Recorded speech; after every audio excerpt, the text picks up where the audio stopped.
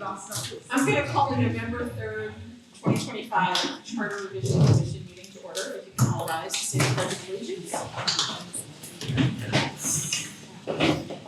Pledge of Allegiance to the flag of the United States of America and to the republic for which it stands, one nation, under God, indivisible, with liberty and justice for all. As we do for every meeting, we start with public audience. We don't have a sign-up sheet, so I'm just going to go based on raised hands. We ask that you state your name, your address, try to limit your comments to approximately 3 minutes from the Jones's timer on, and limit your comments to what's on the agenda for this evening. So is there anyone in public audience who would like to speak? Raise your hand. John? I'm sorry, I didn't see your hand behind her. Ladies first. Oh, great. Susan Messino, 41 Madison Lane.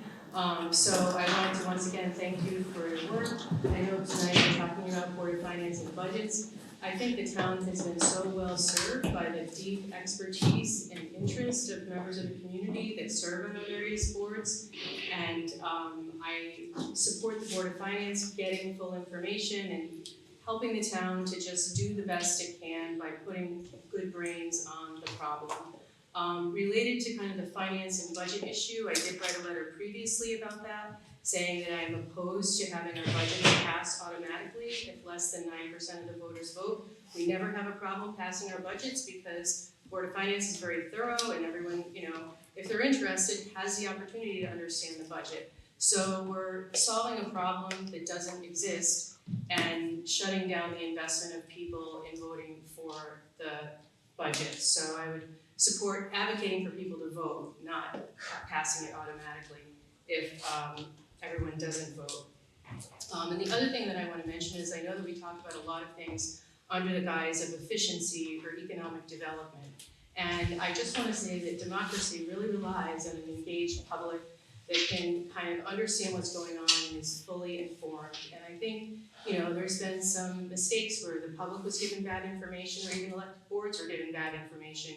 And that's what I was referring to when I said, issues with the public trust. And so we need as much transparency and information and engagement of the public as possible, because anyone can make mistakes. And the more oversight you have, the less chances you have for that to happen, and the better chance you have to protect your community and protect the public trust. And from all kinds of other kind of external and higher level things that I've been on, our communities are under siege in order to try and consolidate, and homogenize, and kind of take what's in good communities and suck it into corporations and private equity and all that kind of stuff.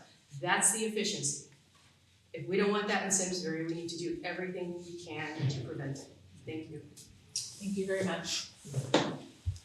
Sean? Everybody, I'm Sean Askham. Not everybody knows me. I was a 12-year member of the Board of Selectmen. I actually oversaw 2 charter revision commissions, 522 Hot Street. Sorry. My first time public audience. Usually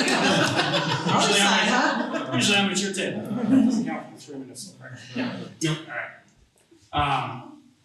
Part of 2 charter revision boards where we ultimately passed the new form of government. Town manager obviously went to the voters. What I want to speak to you tonight about is twofold. One, with respect to that new town manager form of government.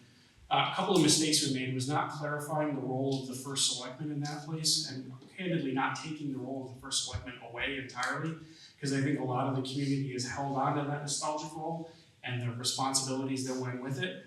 I remind you that the intent in the town manager form of government is for the first select person to be no different than the chair of the Board of Finance, the chair of zoning, culture, parks and rec, or any other chair. They are the chairperson of the board. They set the agenda, which is a very powerful position. And in the first selectwoman's case, they set liaisons.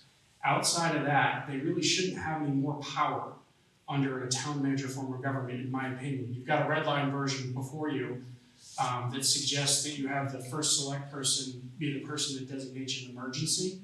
Don't recommend you do that. That's what the town manager is for. That's not what the first select person should be for. That's the role of the professional management that you bring into town. You also shouldn't have the first select person be the gatekeeper for information. That offers politicalization to that information and to staff.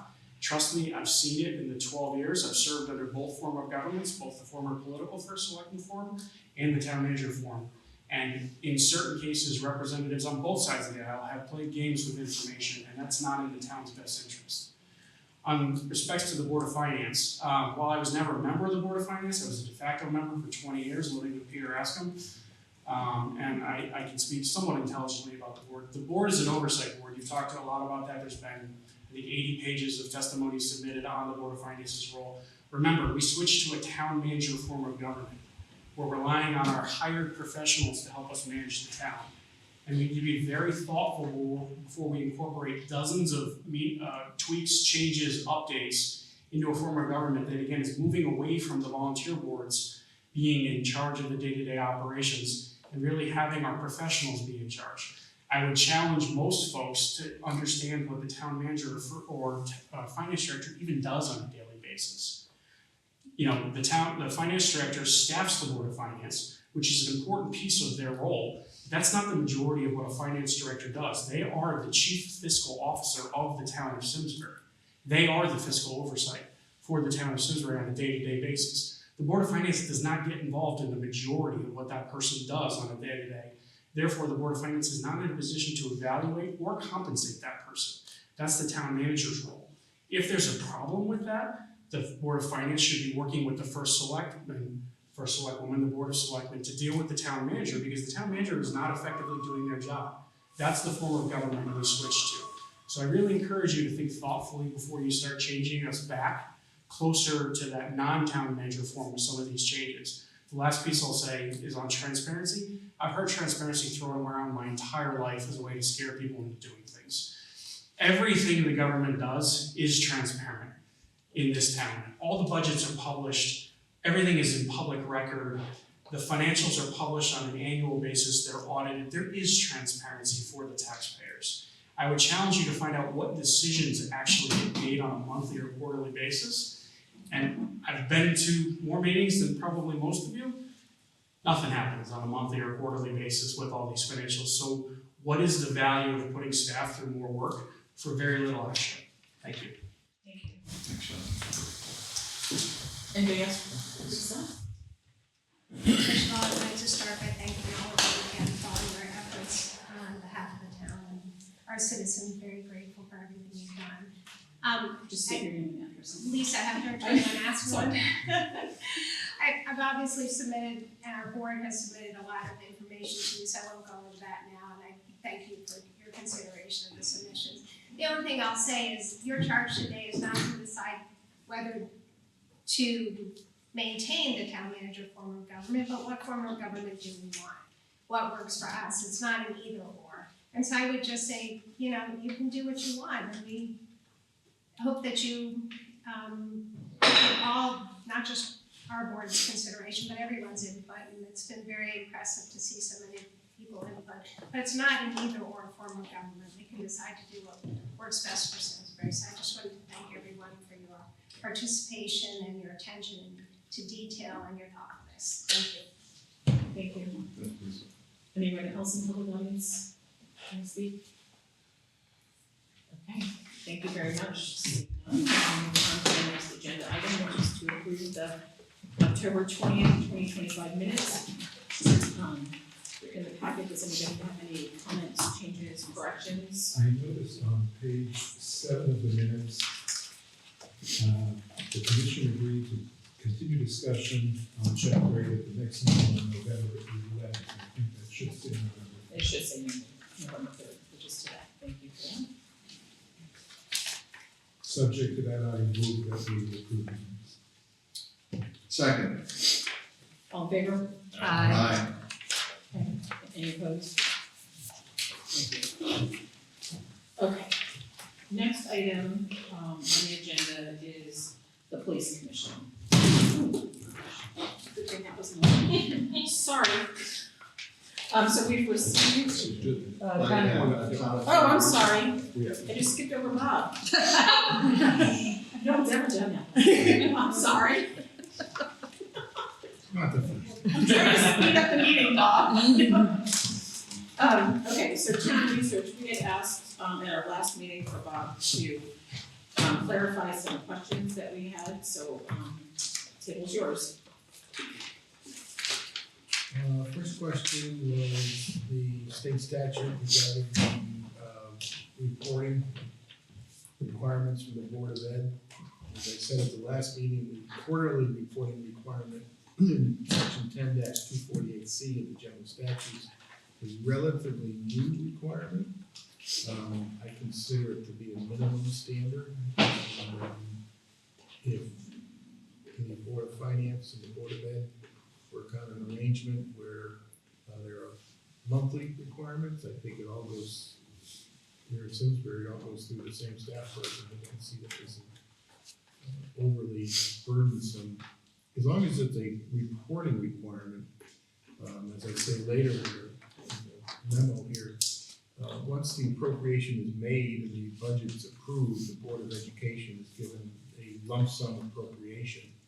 And it's entirely within their discretion how they spend that appropriation, so long as they don't overspend their budget, which they're all very careful not to do, because the statutes also say there's personal liability when they do that. Never seen that in both. But so if it's a reporting requirement and there's no ability that comes out of that requirement for the Board of Finance or any other town agency to direct spending by the Board of Education, I don't interpret that as being inconsistent with 10-248C. Okay, thank you. The second one was regarding oversight of the finance director. Yeah, I think that I interpret this as the oversight related to the Board of Education and how they run their budget. If it's oversight of the finance director under the charter wears a lot of different hats. Town treasurer, reports directly to the town manager, has some reporting requirements to the Board of Finance. It fundamentally, though, the town manager supervises the director of finance. And then there's a fine line between having a board or commission direct a town employee versus, is that would encroach upon the powers of the town manager, the authority of the town manager. I do acknowledge that the director of finance has elevated responsibilities to the Board of Finance, but writing it into the charter that the finance director reports to the Board of Finance would be unusual, and I don't know of another similar type of reporting requirement. The closest would be the police commission and the chief of police. And I don't know if that completely answers the question, but the way it's structured now is probably the way it should be structured, let me put it that way. Otherwise, you're having a elected board or commission direct a town employee, and that's usually within the sole scope of authority of the town manager. And then the last item was just clarification that the Board of Finance rules with the town manager, because we have a charter, Yeah. it's not applicable. Right, 7-98 is for those towns that don't operate under a charter. And there's this provision that I've never seen used, which allows the Board of Finance to appoint the town manager.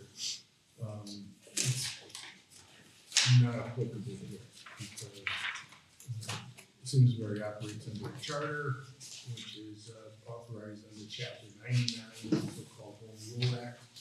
And there's a section of Chapter 99 that says it's up to the Charter Revision Commission to establish and define various agencies of the town. And whatever 7-98 says or doesn't say has no bearing on towns that operate under a charter. Does anybody have any questions about the research that? I have a question on the second point here. We heard a comment last week that there could be a situation where where the finance director could tell the board of finance they cannot get information across because the town manager could stop that information from being disclosed to the board of finance. Under the current charter, the way it stands, if that were to happen and the board of finance were not to get the information that they require, what would be the remedy to ensure the board of finance gets the information they need? Well, I think the remedy would go to the board that supervises the town manager. And say, hey, look, you've been asking for this report or information from the finance director, and she has, or he has told us that the town manager won't let us have it. And you, Board of Selectmen, need to do something about that, because we can't do our job with that report or analysis or whatever. And it would fall to the Board of Selectmen under the supervisory powers of the town manager, which this charter, as you're redrafting it, is enhancing, to say that's not how this is gonna work. If the Board of Finance needs something from the finance director, and he or she can possibly produce it, it's not up to the town manager to withhold from the Board of Finance what it needs to do its job. I don't think you're ever gonna write a charter that takes away completely the ability to supervise and manage between the lines of the charter, if that makes any sense. You can't possibly write a charter that is so it's so prescriptive that you're taking out of the hands of the officers you like. If the town has hired a town manager that's supporting the intent or the purpose of the Board of Finance especially, you probably got the wrong town manager. And the Board of Selectmen needs to know that. I'm sorry. And do something about it. And I don't think there's also the question of reasonableness and materiality here. If the Board of Finance, let's just assume the Board of Finance would say, there's 40,000 municipalities in the country here, and we want analysis of each and every one of them on this point or that point. Well, that's probably beyond the scope of what could reasonably be asked for. Who that we asked Franklin to do? That's for Franklin. He's almost got it done. But if we want analysis of every town in the Krug area, that's not an unreasonable request. And, you just can't possibly write a charter that, because if we fix one thing and you're overly prescriptive and you think, oh, we got that fixed, over here you're gonna find something that you broke. Which could be the relationship between the town manager and the Board of Finance, or the town manager and the Board of Selectmen. So I think you have to rely on the wisdom and ability of the Board of Selectmen to hire good town managers. And you have to rely on the fact that you've got good people in the role of finance director. And ever since I've been around here, it's worked pretty well. With some possible exceptions, which we've heard some about, but I don't know that a charter revision commission can fix everything. Some of it's about relationships It's about relationships, it's always and communication, and you can't fix that. in We a also charter. addressed part of that in, I think it's 403, Yes, with Yes. respect to, which we'll touch on Right. as well. And then there's also what I call the nuclear option, and that is if the finance director and the town manager don't provide the information, the chair can say, well, until I get what I need, assuming it's reasonable, there'll be no more supplemental appropriations approved, no transfers approved, no budgets approved. That, I hope, I've never seen that happen in town. I would hope it never happen in town. But having sat in that chair, that's the option you could always use, but it would be a last resort. Hope that answers your question. Yeah, no, I'm just trying to understand and see if our present charter protects the Board of Finance in that way, that they get the information that they need. And then there's a remedy if they don't, and of course there's a nuclear option as well. So that if there's that. Thanks, Bob. Thank you very much. Thank you. Really good, thank you. So now we're going to go to the police commission. So the police commission has submitted some suggested changes. There's a couple wording changes. They don't redline it. They're there. There doesn't seem to be a change in A, unless I'm missing something. In B, what seems to have changed at their recommendation is that they, instead of being changed to be responsible for, says may review investigations. So I think that we've always talked about how words matter.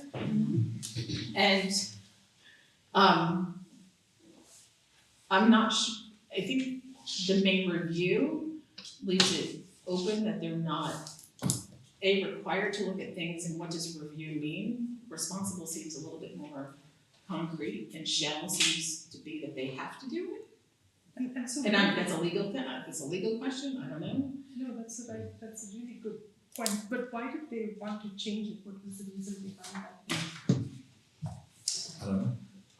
We just got Wait, this. you're the chair, correct? John, do you want? Well, it was so that, Tanisha. You don't Alright, it was so because so it was because it was more like more legal language the way it was written. So it's not that we wouldn't review it, it's that we would, but it would still be, we didn't want to take anything from the chief to be able to handle those situations. So we would look at it, but it's not necessarily that we would in terms like overstep. So this is a question I have, was it and correct me if I'm wrong, the police commission was established to be the oversight, to take citizen complaints against the police department, right? Initially. Yes. So if we're leaving it up to May, I mean, if, as a citizen, if I make a complaint and I'm not, and the word may is in there, and I'm not confident that they're gonna take it up because they're not required to, that would be concerning to me as a citizen. But if I'm making a complaint against the police officer, I wanna make sure that someone is doing something with that information. But I'm not a lawyer, so I'm looking at these lawyers, help me out here. I agree with you. I mean, the current, as I read the current charter, it establishes that the ultimate responsibility for making sure that there is an investigation rests with the police commission rather. And, as with anything, certain tasks can be delegated or performed in different ways. But ultimately, the buck has to stop with the police commission, and I think this change would undermine that. Is it, this section of the chart, this portion of the charters have to align with the general statutes because it's the police, regarding police, and if that's the case, can they undelegate themselves from something that they are required to do under the current charter? I don't believe it does. I think when you establish a police commission within the charter, you're not held to the same language of the statute. You can create a police commission by ordinance, by adopting a statute. And this has come up a number of times over the years, whether or not this police commission, the charter, has all the powers, responsibilities, and duties of the statutory police commission. And I've said a number of times it does not, because its origin is in the charter, not in the statutes. And these police commissions are not mandatory. It's not like a zoning commission. If you adopt zoning, you must have a zoning commission that tracks Title VIII zoning powers. Here, it's permissive, not mandatory. But the whole idea behind the police commission is that citizens' complaints and what to do with them are really the origin of where police commissions came from. And the idea has always been that police commissions were like a relief valve, because you can always make a complaint to the police department, and the chief can always say, well, there's nothing to that complaint, and it never goes anywhere. This is sort of like a fair rent commission, or something similar to Board of Assessment Appeals, where if a town officer does something you don't like, you have a sort of a right of appeal. And citizens' complaints were the genesis of police commissions in the first place. So if the language change takes away the mandatory obligation of the police commission to at least review the findings of the chief and either concur or want to hear more, then it, in my view, would undermine the purpose behind the police commission. Yeah, I'm more comfortable going from shall to may, I share those parts.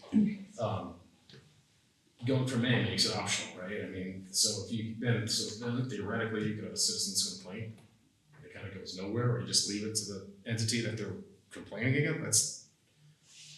I'm very uncomfortable with that. If they're worried about the responsible word, about responsible, that's one thing, but leaving this to potentially be uninvestigated is very problematic. We wouldn't be able to, as based on what we have as commissioners right now, go out and go investigate crimes that were being committed. So that's why that language was switched also, so that we're not required to go out based on what the statute is and go investigate actual crimes or complaints that was made. So we're not gonna be interviewing witnesses and things like that. But this is But that's clear not, on citizens. this is regarding complaints. citizen Right. complaints. My name is Jenna Caulfield, I'm also on the police Okay. commission. Part of the part that you're discussing has to do with us investigating citizen complaints. We are in no position to go out and interview a citizen who has a complaint against an officer. Instead, what that intent was to change that was to have the information so that we weren't being required to go knock on a door and say, hi, I'm Jenna, I'm with the police commission, I'm here to find out what your complaint is. To instead have more of a review of the investigation of the complaint and of the work that the police did to investigate that citizen's complaint. Instead of taking the impetus of us to go actually physically boots on the ground and investigate them ourselves. I don't think Is that how it's done? No, it is, and that's why the language meant to clarify that. That was when we spoke to council, the intent was to clarify the language so that it was clear we were not going out investigating ourselves. Thank you. So would you be comfortable, I mean, I don't know if this evokes the same thing, but right now it says shall be responsible. Would it be okay if it said shall review? I'm concerned about using the word may, because it as we've discussed, and others have echoed in here, but does that solve what I mean, I didn't realize that you were gonna go knock on someone's door and ask them things, I just can't envision It was the that, so- investigation, so shall versus may is a different thing than review versus investigate, I think is where the intent of our clarification lies. Maybe shall review is a Yeah. compromise. I think that's an okay compromise, is Yeah, shall so then we review, can review. is that legally okay? Not the investigation, but a review of the They investigation. should only be responsible for it. Yeah, so they don't have to actually go No. and knock on doors. It's never been the case that the police commission members do the investigation. That would be a liability. They're not trained to do it, the police department does the investigations and reports it. And the police commission just reviews the Use it, investigation. says, well, we wanna know more, or this looks complete, it's the shall review investigations, I suppose that works. Instead of being completely responsible for the investigation of, does that work? If we go to shall review instead of may review? Okay. Yeah. Are we good with that as commissioners? Yes, great. All right, C, other powers and duties. You've simplified it to just one line, but we do need to reference state statute and things. It's broken into C and D, right, because that budget power is in existing subsection C. Right. Except that it has to do with the preparation of proposed budget, and now it's changed to approving a proposed budget. G also. But there were other words deleted after And then there's establishing police department residual policies. powers that have been Yeah. eliminated. So was your intent to separate out policy from budget making? process, so you wanted to add a section. Correct, because they are Regarding not the budget. same duty. Okay. The budget and the policies are absolutely different, and so the intent was to make each its own separate subsection.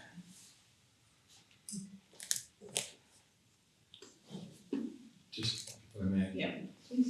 So you've gone from preparation of a proposed budget to shall approve a proposed budget for the police department to be submitted to the Board of Selectmen.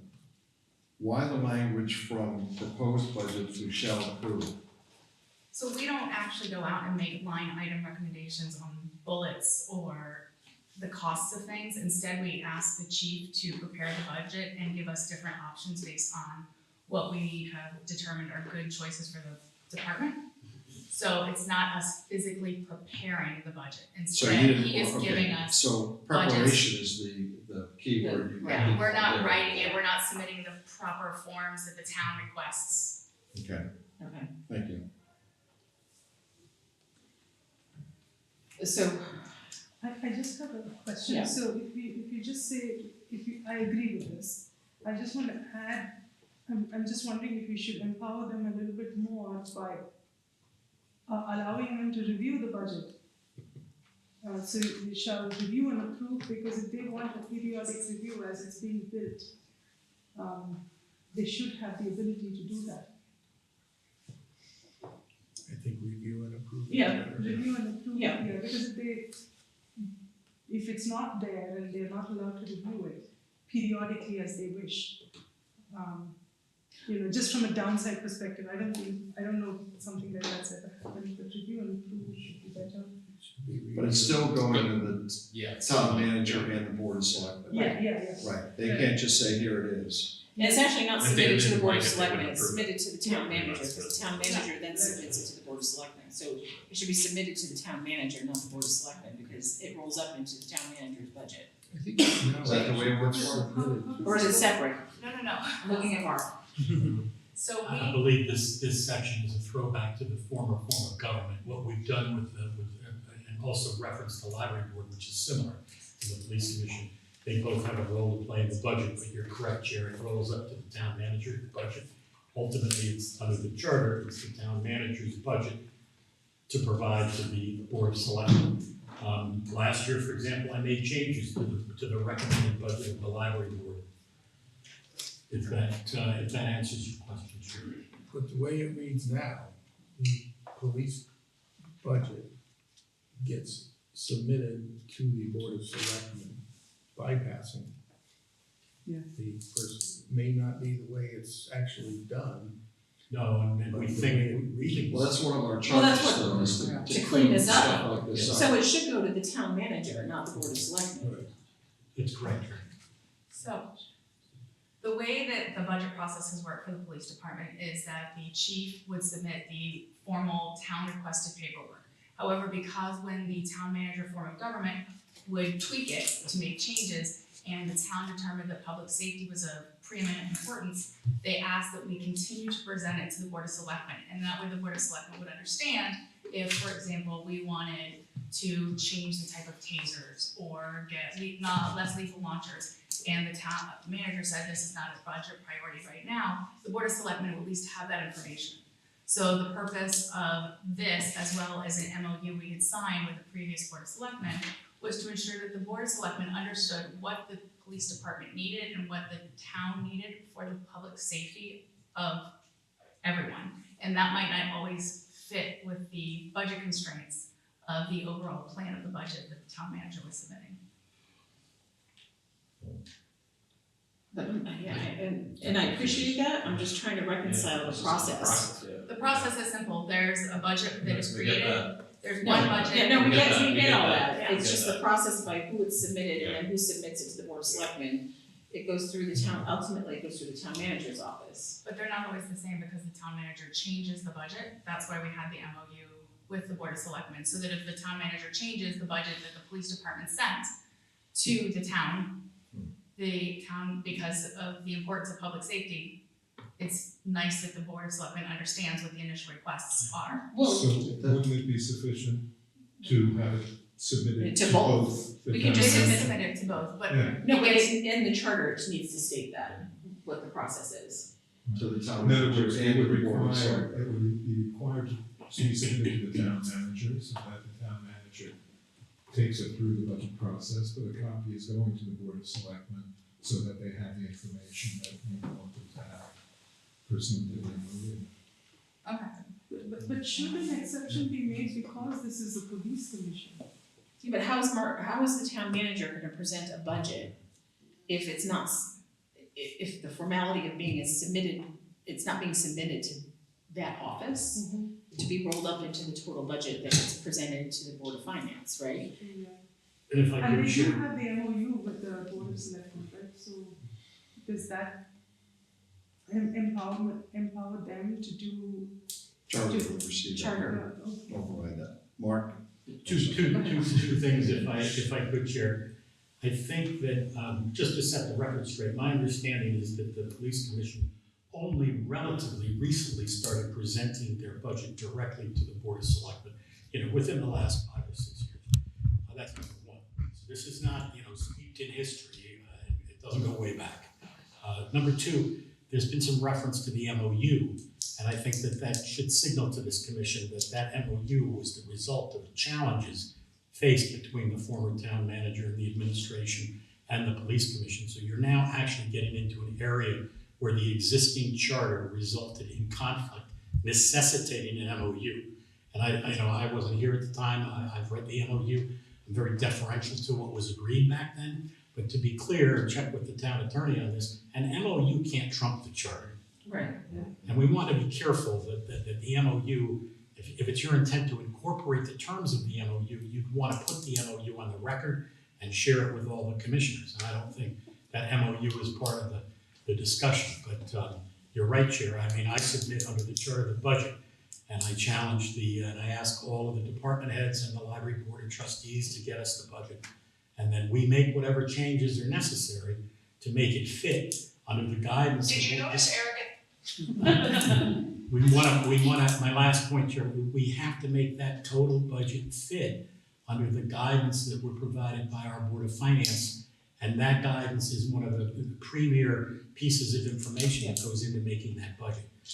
So I would urge that we continue to get all of the information to the town manager's office, and we follow the guidance of the Board of Finance. So, go ahead. Yeah, I think where we're going is we're going to have a provision that says that the budget should be submitted to the town manager, and it goes into that process. But I don't see how that process is tainted or impeded if the Board of Selectmen separately gets a copy of the same document. The Board of Selectmen is going to have to modify and approve the town manager's budget anyway. Right. And this is just information for them to have Right. in that process. So would we be comfortable, are we comfortable in general? No, I'm sorry, I was just saying, I think what Bert was saying a few minutes ago was the right compromise, just send it to both. Just send it The town manager, right? Yeah. And I just want to ask, is it clear from this language that that the police budget must be approved by the police commission before it's submitted? That is, that the police commissioner, or rather the chief of police can't submit a separate budget or anything like that. And I think that's the intent of this language, that it's, the police budget is subject to the Approval of the commission commission. before But it's submitted. I want to make sure that we read it that way. Yeah. You could say prior to submission Prior to? to the town. Should it just be, they shall review a proposed budget? Well, Review and- so we Review want and to give approve. them power to approve it. Review and approve a proposed budget prior to the submission of the police department What if they submitting to don't the, approve it? then it can't go anywhere. Well, no. It's not my interpretation of the current charter that if they don't approve it, I can't submit a police department budget to the Board of Selectmen. I still have a duty to do that, whether they approve it or not. My preference would be that they recommend a budget and they're in consultation with the police chief, and we rely on their experience and recommendations. But if you charge them with approving it, and they fail to approve it, I still have a duty to submit a budget. But what we're saying is that they have to approve it prior to the police department submitting it. I can't speak to that, Chair, whatever the commission prefers. Well, that's what is, yeah, In other words, it that's what's seems in like the intent of the charter was that They oversee the police department obviously is involved in preparing the budget. It must be, the budget that is going to be submitted to the town manager is subject to the approval of the police commission, just as the Board of Selectmen's budget is subject to the approval of the Board of Finance and then the voters. Doesn't mean that the town manager doesn't have input in the ultimate budget, it's just that it's one step when it comes to the, and I'm not sure, I mean, but that's how I understood this. that's how I understand it when I read Yeah. it, the intent behind it. Is that the body that ultimately is responsible for determining what goes to the town manager is the police commission and not the chief of police. That's the way it is right now. Right. Well, that's, I wanted to make sure that we did the same thing, and that that's what we intend. So if we're gonna split out C and D, C needs to still have the legal language regarding the state statute in it.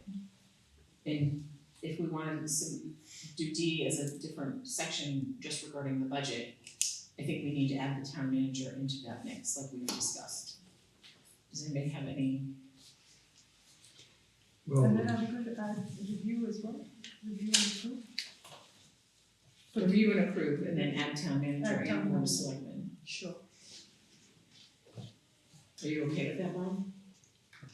Legally? Legally? Review and approve a proposed budget for the police department to be submitted to the, Town manager and board of selectmen. And we're gonna add in the rest of that The legal sentence language. about the Connecticut general statutes. Yeah. Well, I think that would go into C, No, it goes into G. or G. There, but we need to Okay. copy that same text. All of the Could you just- policies. It needs to go to G. Well, we should keep, I mean, we've had this discussion on other boards that we wanna keep the same Oh, okay, yeah. duties and responsibilities as defined by the board of selectmen. well, that's a change though. C says that their powers are limited to those given to them in the charter.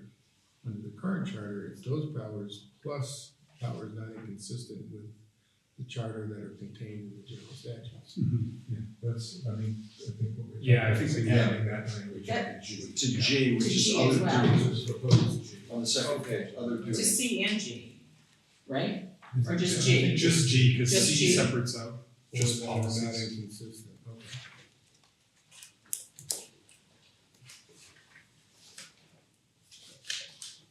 You getting this one? Yes, and I just want a point of clarification, Madam Chair, because That's good. did we decide on the proposed language revision on A, membership and term? Because it was stricken, the reference to chapter 104 of the general statutes. Just wanted to confirm that No, was. we need to keep anything that's a reference to state statutes in the language in the charter. Because if the statute changes, we can't take legal language out. Unless Bob tells us we can. I'm referring to A, Yeah, membership and term. After section, Yes. 602. Yeah, we should keep chapter. And what is chapter 104? Why? I have it right here. I have it. This is the current charter on the right and the proposed on the left. I can find that. Okay, so while he's looking that up, can we go to E, or personnel matters? The word that in here that has been added appears to be promotion.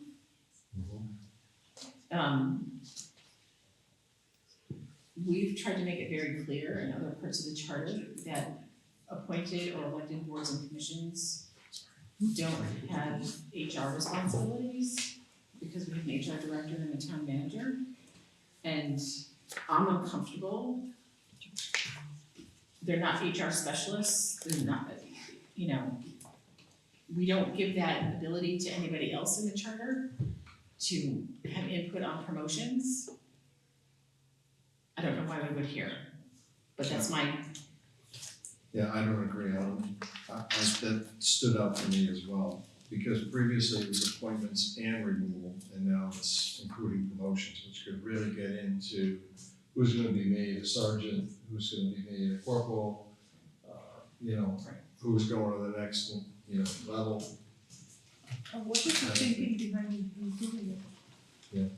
What is the thinking behind including promotion? Because that's what we've been doing that, all along, so. And that was missing from the last one, so we added it to it.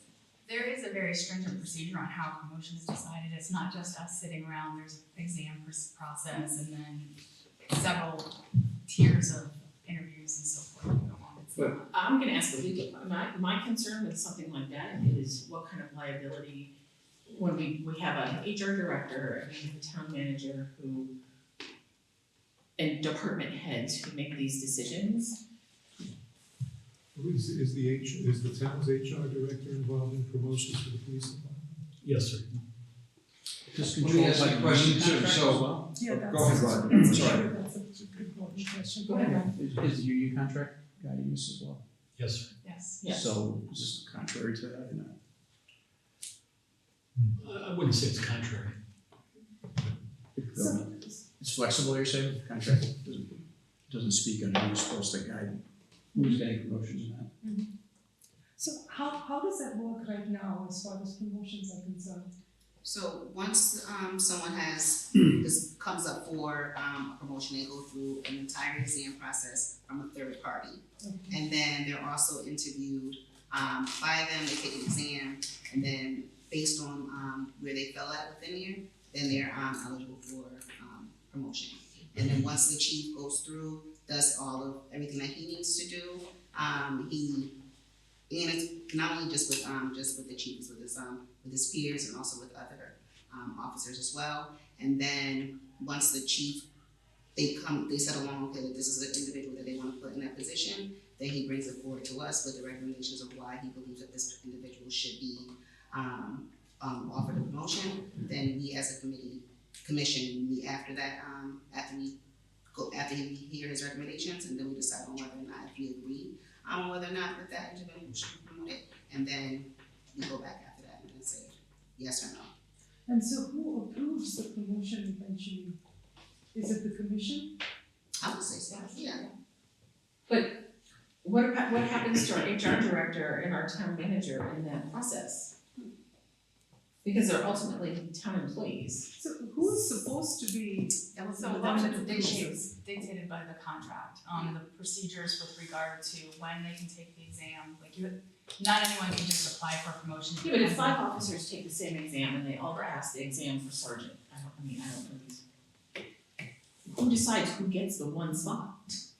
So they're then ranked based on how they perform on the written Right. exam, and then they go to the next level, which is the. But I think she's trying to ask is, who's the person? What person signs off on it? At the end or on each step? No, At at the end. At the end, there's a final candidate based on all of the different interviews and exams, and that is presented to the police commission as the candidate that the chief, deputy chief, and other command staff are recommending for the promotion.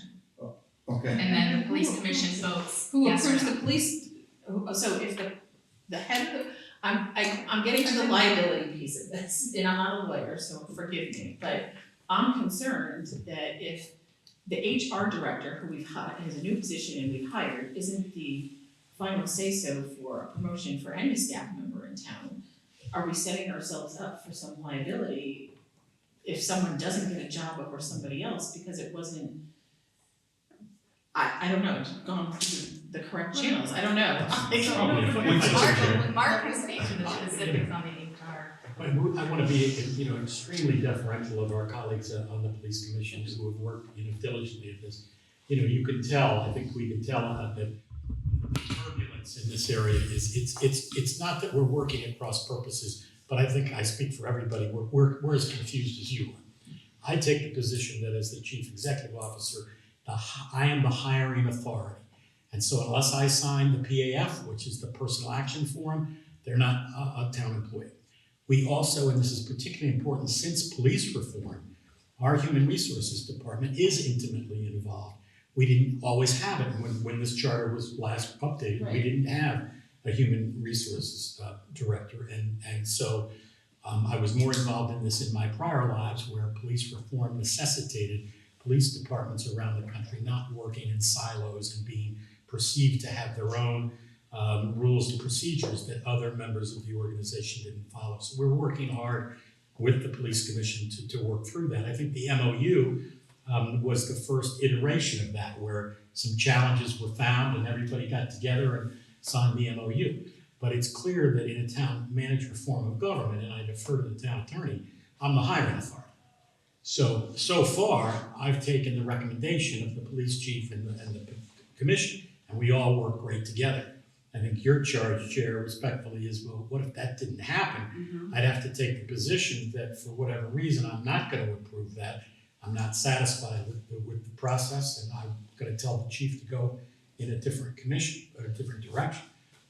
Hopefully, this charter review will result in a charter that's a little clearer, because I don't want to be in the position of having to overrule a police commission, or even say that I could, any more than I would want to do that to our elected Board of Library Trustees. But both those bodies predate the change to a town manager form of government, and we do have some, I think some unanswered questions there. So I guess what I'm trying to clear up is, shall be responsible for the appointment, promotion, and removal of all officers and employees of the police department.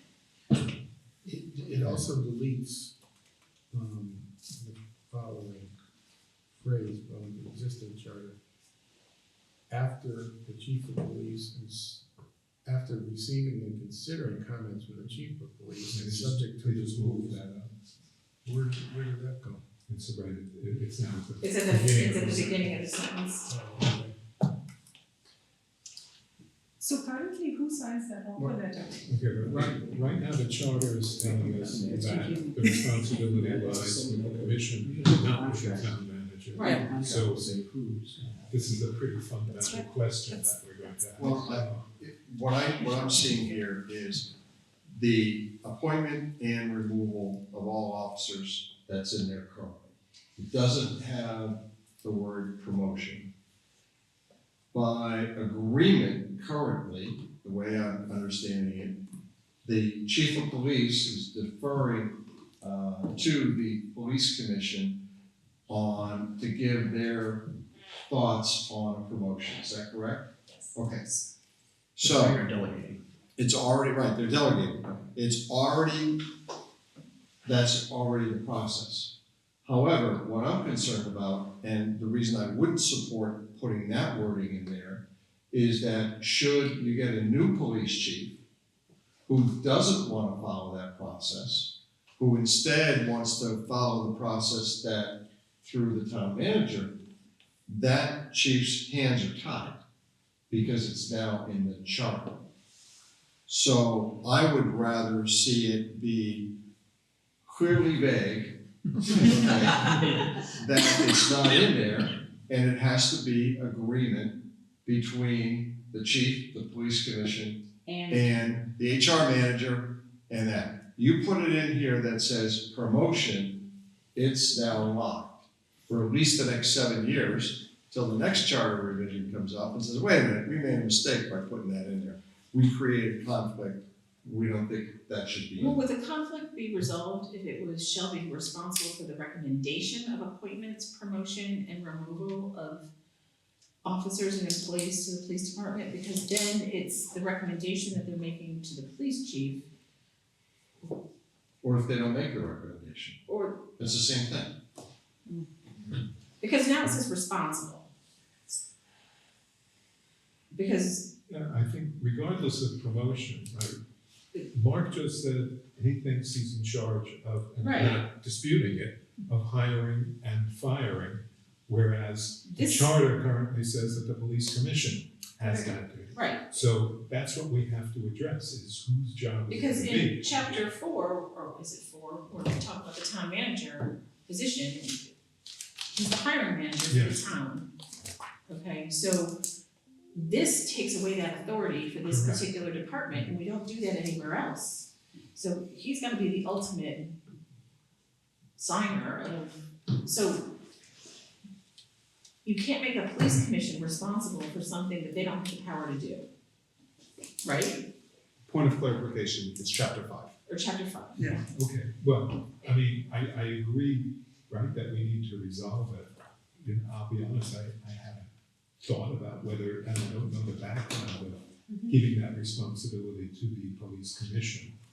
So, you know, I don't know, maybe the police commission has a position. Do you believe that you ought to have the final word rather than the town manager? I believe we should keep it as is, because that's what we've been doing, that's the practice we've been doing. But I think there's a disconnect. I'd like to make a suggestion, since we originally asked all the boards and commissions to give their input on the charter back in February. And we recently received this, like a week ago or a week and a half ago. I would prefer or suggest that we defer any significant action on this section until we hear more from the police commission, the chief of police, and the town manager on this subject. That's fair. And we should open I would it like to for- add to that we make sure it's agreed with the union contract. Mhm. Because union contracts usually pretty, speak pretty clearly on how promotions are. Chair, if I could, if you could ask Franklin, it certainly would be helpful if Franklin could do a little research for the commission. I think you might be guided by what bigger communities do with the police commissions. Like if you have a stronger CEO, like a strong mayor form of government, the police commissions still exist and they serve a very important purpose. But they're doing essentially, Chair, what you said in the first place.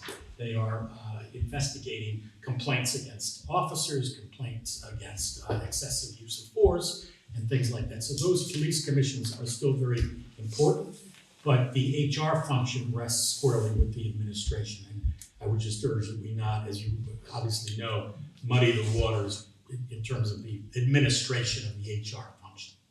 So why don't we table E and F, because I think collective bargaining plays into this, because we've talked about collective bargaining in both other places in the charter, and the role of the town manager and the relationship between advice from the Board of Finance, all that stuff. Why don't we table E and F to our next meeting if we're all in agreement, so we can get some more research? Section. The whole section? Yeah. Okay, we'll table the whole section. Yeah. And we need to give the public an opportunity to say something about this, and we have not had an opportunity. Well, I do want to hear from the police chief on it. Yeah. As well. Cause it's So- my understanding, a lot of things need to be cleaned up from old form of government, new form of government. And it sounds like this one is very muddy right now. Cause that's the way the commission's been doing it and doing a great job, I'm not saying they're not. It's just very muddy right now that if the slate was completely clean, in 2 years from now, just cause that's the way they've done it, it's not the way it's written. We have to do it the way it's written, not the way it's always been done. And that's why I think we've had a lot of, this really needs to get cleaned up with that aspect of. Yeah. Because It'd that's be all. nice to see the MOU too, to see what the MOU says. Madam Chair, there's 2 points just for my own sake. One, I'm being tasked to provide the commission with the collective bargaining agreement and gather the input from the police No, commission. I don't wanna see the collective bargaining agreement. No. Are they invited to a meeting? How would we like We their wanna feedback? research on, we want research on, what other police commissions do in towns that have town managers. 40,000. Every town. In the United States. United States. Yeah. We'd like to hear from the tomorrow. police chief, his By opinion. 10 o'clock tonight. On the police commission's On- proposed revisions. Well, on the police commission section of the charter. Okay. And how they see the role. And then more comments from Mark on it and how the logistics work now that we have an HR director specifically. And no, we do not want to see the collective bargaining agreement. We have to reference the collective bargaining agreement because we've talked about collective bargaining, how it plays with. Clarify it's not a conflict. We have to just clarify. Yes, and the MOU. It's. Yeah, and we need the MOU. I really want to see this. How long is the MOU good for? Right, but It's been. I'm in place talking about for the a few collective years. bargaining agreement, when we added that they have to consult with the Board of Finance prior to going to the collective bargaining table, so they have parameters. So we have to add some language in there to, like we did in the other sections regarding collective bargaining. Okay, So as it stands, no proposed revisions to no. all of section Section. 614 Yeah. as it stands Yeah, currently? we're gonna take one. Thank you for your input, we appreciate that, and you're welcome to come back to the next meeting too, because we may have questions, we'd like to do this as an exchange. Because we've learned, and, you know, we're trying to clean up, as we've mentioned, things from the previous charter that isn't consistent with how we're doing things today, so. So we're gonna go on to draft revisions from, so we're going to chapter 8. We have the draft revisions that we discussed, and then we have to finalize, sections that we did not discuss, in chapter 8. So we have in our packet a red line version. It's for the public. A lot of the red line items were in the previous charter, they have just moved to different sections, so not all of the red line items are changes. There may be a change in location in the charter, but they are not changes to language in some cases. Okay, just, so please don't assume that everything that's in red is a change, it's not. Could be a change in location. So I'd like to quickly, just from a formatting issue, under section B and D, because we can't have BA, BB, or BC, we have to go to 1, 2, and 3s. Thank you. Okay, that, Well, section B and then section. just from an outlining standpoint, we just need to change those to numbers, It Franklin. goes letter, we're not supposed to. You can't do letters, A, B, Yes, C. 801 B, Yeah. got it. Okay. You've trained us well. I know, and I missed it.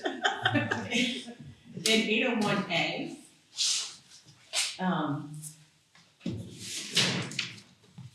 I still have a question or concern over the last sentence about implied powers. Mm-hmm. What does that mean? And do we need it in there? And incidental and implied powers seems to give more authority than it needs to have. And what does implied powers mean? I don't know.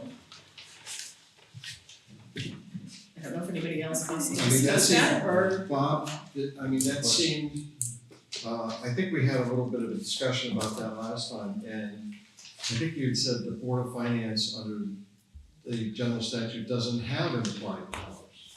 Is that correct? That's correct. So therefore, that sentence doesn't need to be in or shouldn't be in the charter. Would you agree?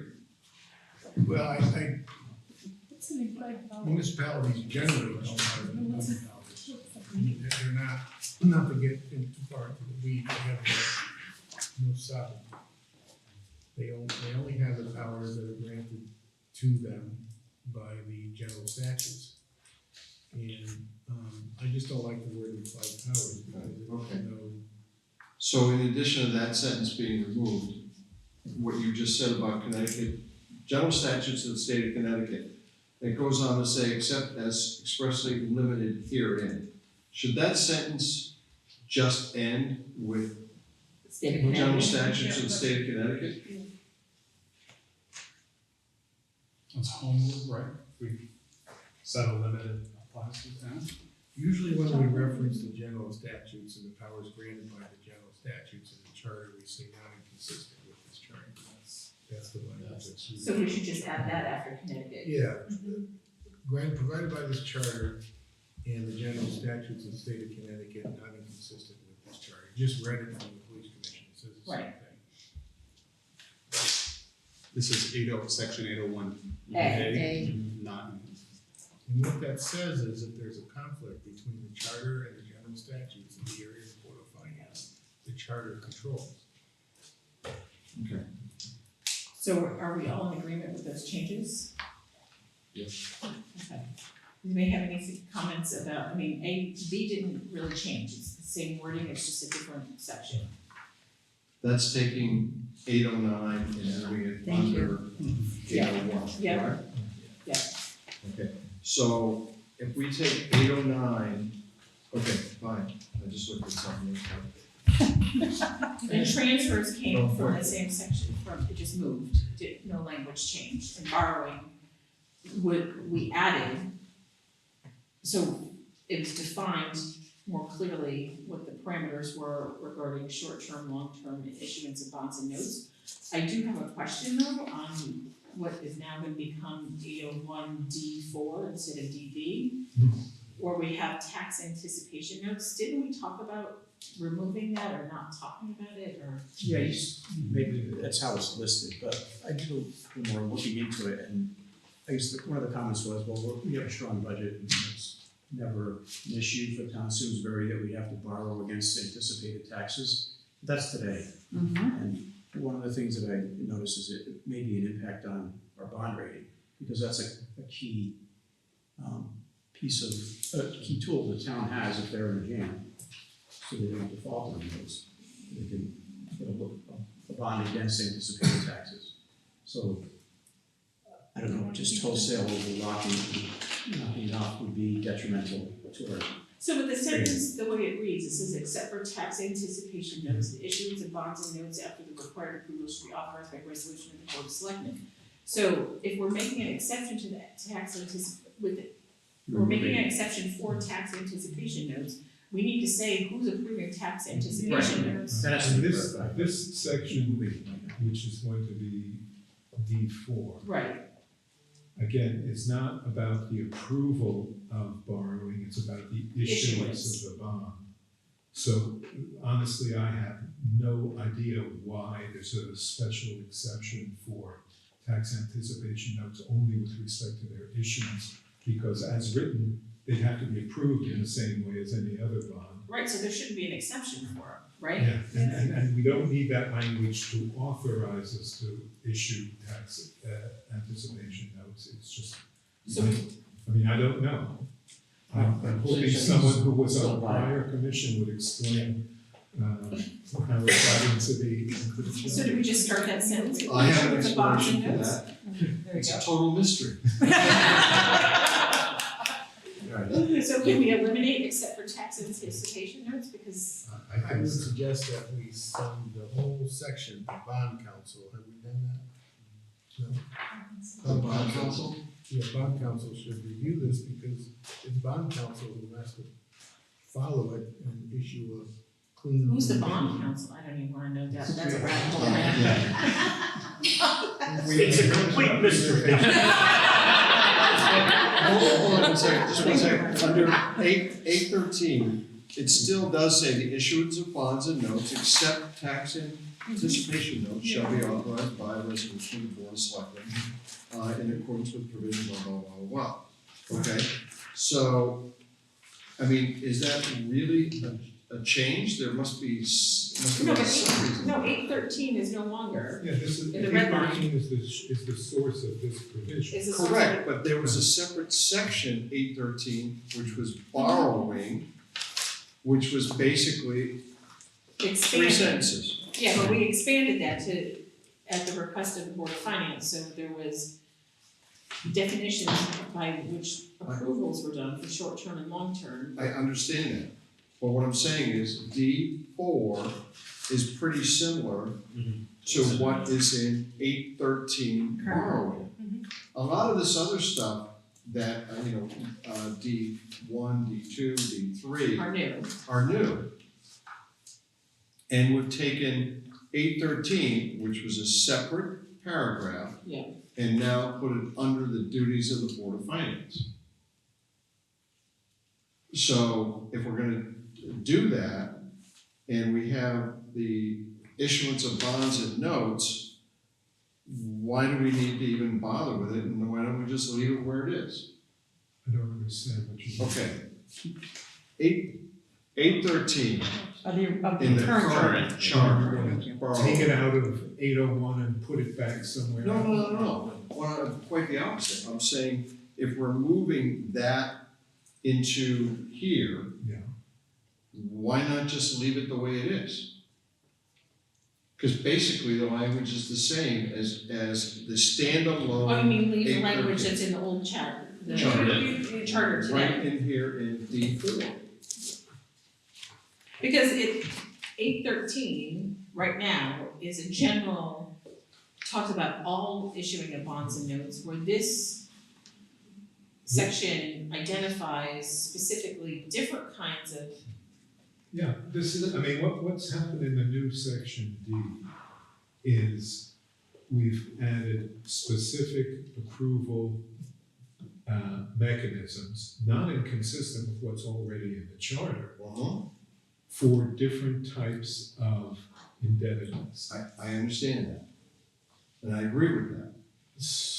What I'm saying is, are we talking about, going to bond counsel and finding everything else when if you read under D4, okay, Yeah. issuance of bonds and notes except for tax anticipation notes, the issuance of bonds, okay, and notes, except tax anticipation notes shall be authorized by resolution of the Board of Selectmen in accordance with provision chapter 4 of this charter. The issuance of notes in terms of which shall not exceed 1 year. That's moved into C. into C. Okay. That's in 3, but what I'm saying is, to Ron's point, about tax anticipation notes, maybe the rating agency would want that to be in there. I don't know why we're even having a discussion Would about want what to be, you mean the reference to tax anticipation? it. Oh, well, Doesn't C and D say the same thing though? I'm sorry. Doesn't C and D say the same thing?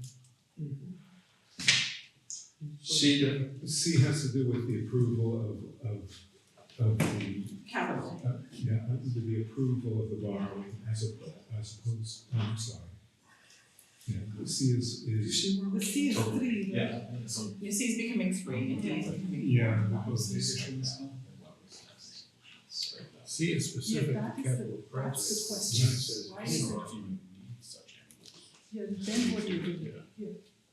So what what I'm questioning or down here is not professing to even understand or know what tax anticipation notes are, but I'm curious why they're spiked out, which I'm not sure anybody knows here around the table, but if you needed such animal, It's a short term. like how would you, but like, how would you do it? Like how would you get it? Like because the way I read it is, if you needed one of those things, you wouldn't need any authorization by the board of selectmen. You could, I guess, literally just call your broker and. It's kind of like a pick it line up. of credit, almost. Yeah, but if we're taking a line of credit against future taxes, shouldn't the board of selectmen have something to say in that?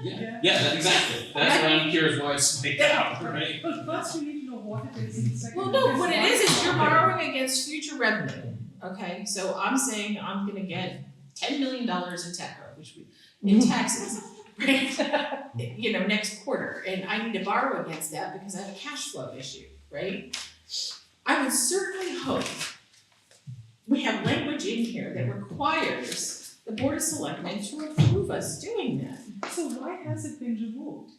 And It hasn't been now removed, it's the it's Board there. of Finance has been added to that. But it's accepted, It's- right? So it kind of Yes, swipes, yeah. yes, It's, but you know, none of us knows the answer to this question. Yeah, That's we the need to whole know point. why it's been removed. Who's on And first? I Why would this be But approved? hold So on. I think Franklin should tell. The only reason I think it's in there, and this gets back to what Ron said, is the rating agency sees it in there as a tool that the Board of Selectmen and Board of Finance could have should there be a shortfall in the anticipated tax revenues. But It- Cash flow. But the- Cash flow. But the revenues are anticipated. Right. No, but I get all that, I see the merit in it, but what I'm saying is then, again, if you needed it, you wouldn't need Board of Selectmen approval of that?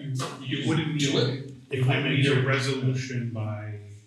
See, Board right, of the way Selectmen it's is written upon the right now, it recommendation of says the that Board of Finance. the way it's written, as I understand it, if we wanted to do a tax anticipation notice, it says except for, okay? So Amy could go out and do this, without the approval of the Board of I Selectmen, don't the way think it's that's what the written. rating agencies want. And I don't think that's what they want, and I don't think that's what we want as residents, as taxpayers, right? I think it's unclear that who has the authority to do that, but by moving it all together, I think you would just taking the tool away. So I agree, someone has to have the authority But to do it. if we. It doesn't say who. But why do you have, but they're all different kinds of notes. If the issuance of bonds and notes require approval, why do we have to call out one kind of note?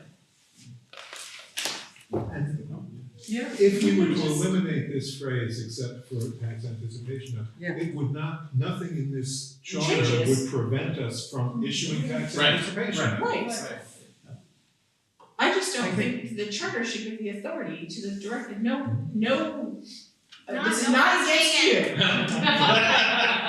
I don't want it. Right, I mean, that's like a hot potato. What if we give it to the police commissioner? Hey, you're not planning on buying a cottage in Ireland? No, not in the near future. Mark wanted to say something. Chair, very quickly, we've spent a little time over your tenure talking about the change in government from the first selectman to the town manager. I can only guess that this predates, it goes way, way, way back to a period of time where someone must have thought in their judgment that tax anticipation notes would only be needed in an emergency situation and that it would be too lengthy a process and so they were vesting. I think staff recommends that it be deleted, which is what you're talking about. We agree with you that deleting it puts it squarely where it should be. And to Ron's point, it doesn't at all diminish our ability to issue tax anticipation notes. But if I had to guess, this goes back to charters 40 years ago. Use that tool, that's all. Yeah. So taking out those Just five take- words. Take out those Take it out, 5 yeah. words, Yeah. you're saying the issuance of bonds and notes, it's not saying what kind of note, right? Yeah, there are so many kinds. There's a lot, I mean, I'm not a finance person, there's a lot of different kinds of bonds and notes. We can't see any issuance without approvals of the board of selectmen. Right. Okay, so are we all good with taking out 5 words? Yes. Yes. Fine. All right, awesome. Audits we were good with, In the, at the end of that section, What? E, I think we should eliminate the comma after the Board of Finance in the final line. That's true. in E. Yeah. Okay, In E, we'll take that. All other reports shall be filed with the town clerk and Board of Finance and posted on the town's Yeah. website, no comment. Okay, I lost it. And also, No. so F, retirement funds, this didn't change. Yeah, there's the third line from the bottom, Oh, it what? says the annual contribution to be made to ensure said pension and post-employment funds. And I'm not sure what that means. I thought maybe there's language missing. There is. So it reads essentially, the Board of Finance shall, after consultation, ensure the pension funds are fully invested, and shall also supervise and maintain the retirement benefit fund, blah, blah, blah, and designate the annual contribution to be made to ensure said pension and post-employment funds. Maybe that it's just ensure is used in an awkward way, and it means to ensure the stability of the funds. So Charter said, yeah. anyway, I can't find I it. think it's the same thing. so again, I think all should it's the 809, the 808, the big one. Yeah, the town charter is ensure with an I. Yeah. This is with an A. But it's expanding on the same. Yeah. Well, unless it just means to buy insurance. With our aging population, I think we should. I mean, I think the concept is, the annual contribution necessarily is the annual contribution made to ensure that the funds, that the pension employment funds have adequate resources to pay claims.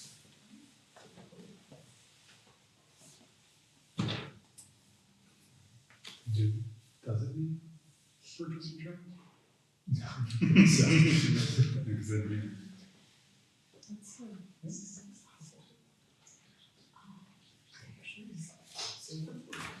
Did the Board of Finance have any recommendations or changes on this?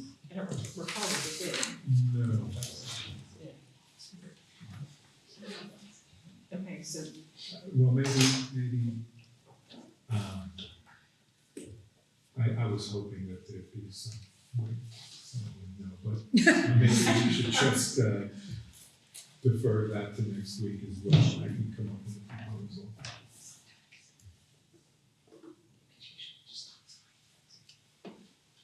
It's really to ensure the actuarial soundness. Of the plan, to meet with the actuary on a regular basis, Yeah. like at least once a year. The actuary says put $1 million in, and this whole section was added 2 commissions ago to add the requirement to meet the prudent investor rule, and that would, I think, tie into actuarially based contributions is what it is intended to do. But Yeah, I think that's what it's for. I sometimes remember, the words get left out, yeah. comply with actuarially sound principles or something. Okay, so you wanna look at this, You wanna Bob, look and at see if this? there's something that might strengthen it a little bit? I think Bert was gonna do Yeah. that. I heard that too. You second? Okay. We're being pushed down here, so. I'm trying to take the burden off. Just point of clarification, Madam Chair, this section retirement funds was taken from the previously, the current charter section. Yeah. Bear with me, Yeah. 808, and the insurer, as correctly noted, should be insured within. That would make it even worse. That's how it was originally. Yeah. Oh, That's what they call it, but it's. I didn't, it was 2 times ago.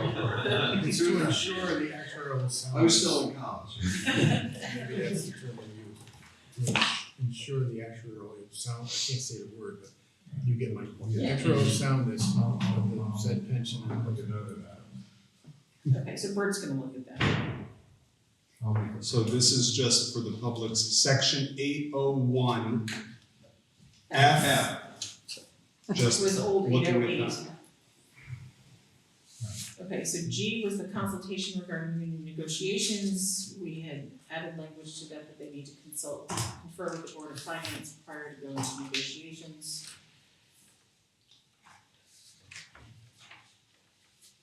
We added H, but I think we need to, I think it's repetitive of 403. I'm personally fine leaving it in, but I think we need to reference our new section 403 because we are very clear in 403 what we're doing. I mean, we've said it a couple of times. Our new 403. You could start off by saying as reference. As reference. Well, this provision is specific to a function of the Board of Finance, which is monitoring the implementation of the budget. And I don't mind referencing 403, but I think it's an important provision as such. If we can go back to 403 and just look at that. So 403 is, point of clarification, 403 is talking about the Board of Selectmen. Are we referencing, that's the general powers and duties of the Board of Selectmen. Are we trying to reference section, I believe It's it's not. 5, just one moment. Maybe it's been changed. Section, because The direction to employees, which section is that Oh, now? Where is that now? you're correct, that is in section 40. Just getting the final. The intent is it requires the town manager to make sure all town officers sending information to board of commissioners. 403E, that is 403 for the. Okay, so that's under the Board of Selectmen, First Selectmen, or First Selectmen. American employees. Okay, all right, so let me just say that here's the language that's there. And maybe we can modify this to meet that, but in 403, the new one, it says, notwithstanding the foregoing, this section does not prohibit the first or the chairs of any elected or appointed boards and commissions from requesting and obtaining in a timely fashion information, data, or reports required for the conduct of said board and commission's duties. Okay? So wouldn't that apply to the working of the Board of Finance and the finance director? Yes. Yes, so And just taking it one step further, I would also add a line after commissioner duties as outlined by this charter and Connecticut general statutes. Right? Maybe you don't think that, Bob, that needs to be there, but I sort of looked at, that sort of seems to be consistent with some of the other things that we've said. But I think that wording, Yeah, I think. I would break that out into a separate paragraph, As by the way. required and determined by the Board of Commissioners. If you just said that it's required, someone could say, well, that's not required, they don't need that. Okay, so actually, we should go back to 403 and say, Or you could just do it in 801H here. okay. But they have to be consistent. they have to be the same. Yeah. Well, one of the other things with doing some of these revisions, if we have it in 5 different places, it gets confusing. If we have it in that one place, do we need to duplicate it in other areas where we already have it once? We have to look at that when we go through the Yeah. overall review, I would think. That's a good point. But at the very least, whatever language is in this section needs to be consistent with the language that we've approved in the other one. And vice Well, versa. H is a little different. It Yeah. has the phrase, as the Board of Finance directs. Yeah, Well, this is one we discussed at some length Right. at our last Yeah. meeting. The point here again is that whatever we have in very general terms in 403 is well and good, but the Board of Finance has a specific obligation to review budgets or review reports indicating how the budget that has been passed by the citizens of the town is actually being implemented, and to try to anticipate what's going to be needed for the upcoming budget, and also to catch very early any trends or mistakes or problems with the current budget. And so by law, as we discussed last week, the Board of Education must submit that budget at least quarterly. And what we determined after Bob did his research this week and found that it is entirely lawful for us to require it monthly, is that the Board of Finance ought to have the authority to request those reports monthly. And that's what this provision does. And I thought request and we- direct are two very different words. They're very. Direct means you're, well, no, Yes, exactly. well, I And mean, that's the that point. means you're directing other boards and commissions and staff members to do stuff. To do that report monthly, and you heard last month where that, I believe I heard Amy say last month, we're getting monthly reports, which we are. Right, so if you're already getting them, why do you have to do that? And I agree. All this says. Direct and request are two different things.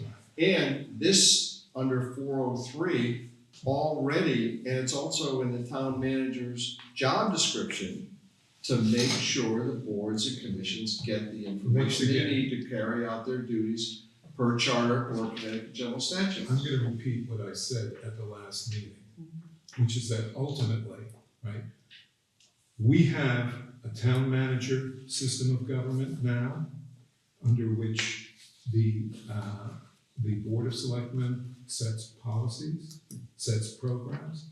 The town manager has primary responsibility for administering the town and seeing that those policies and programs are carried out. We also, in this charter, have a Board of Finance. And you've heard, once again tonight, but we've heard it since February or earlier, that the public wants a Board of Finance as an independent source of oversight of the administration of the town.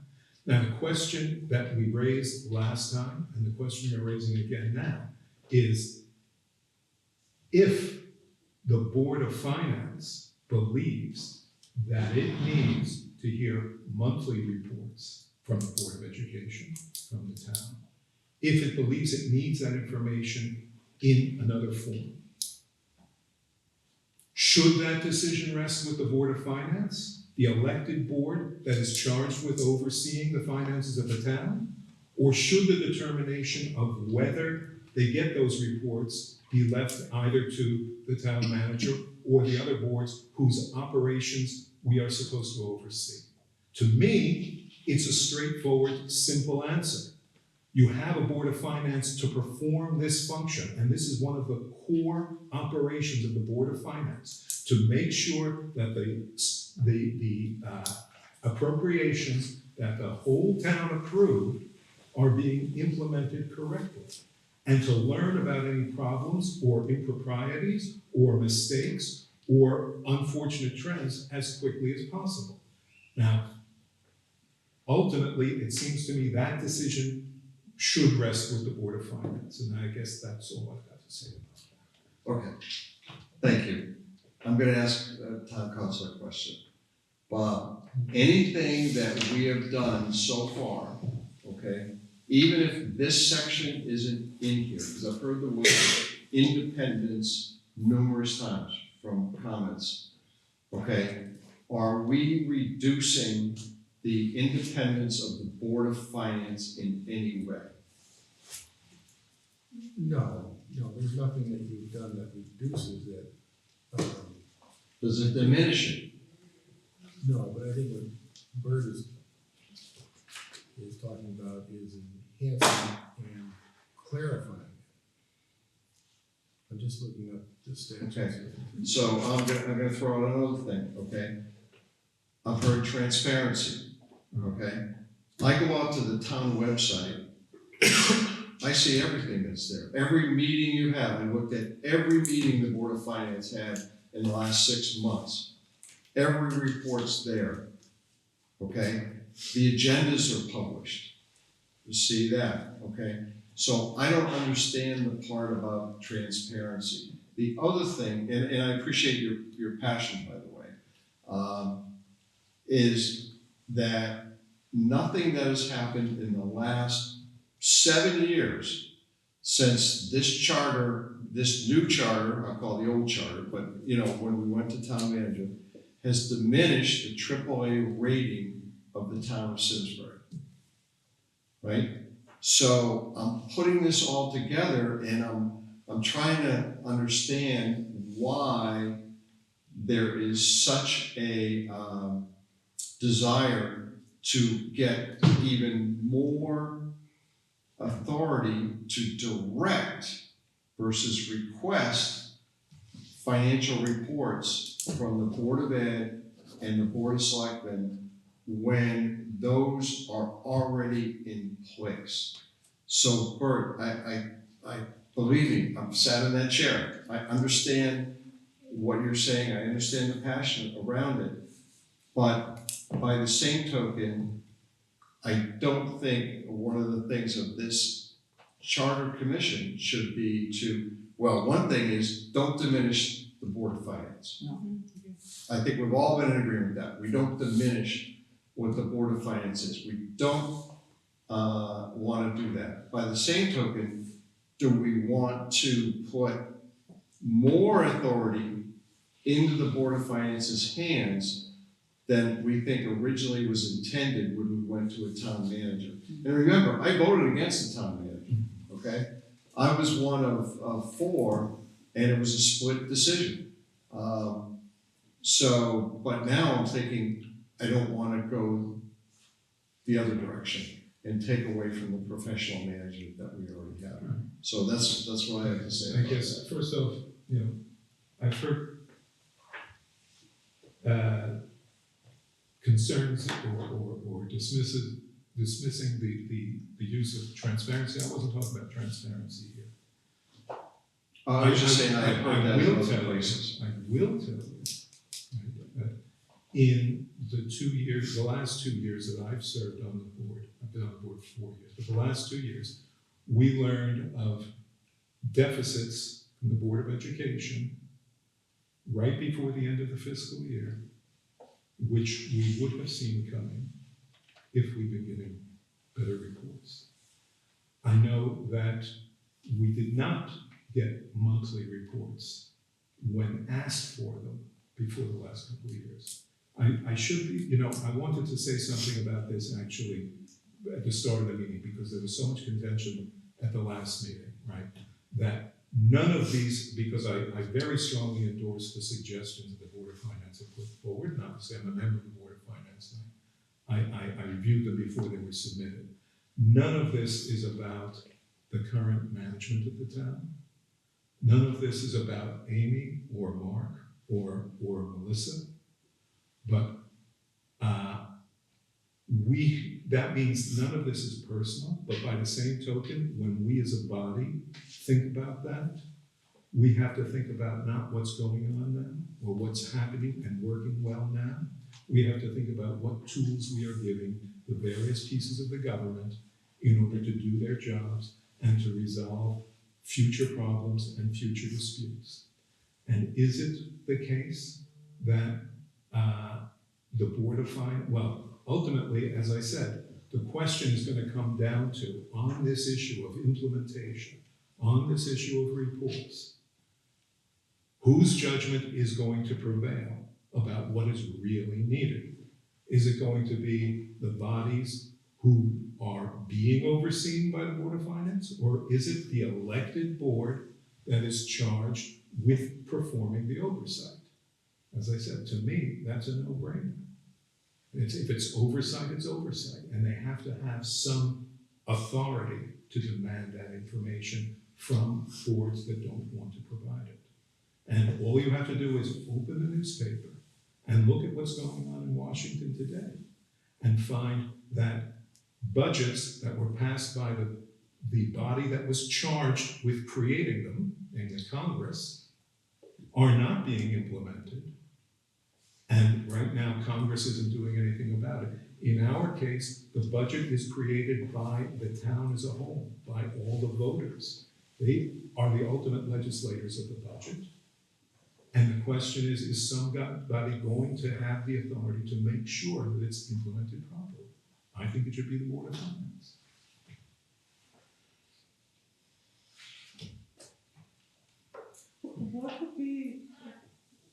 What would be the disadvantage of giving the Board of Finance what they recommend they would like to see? It's a resource issue, isn't it?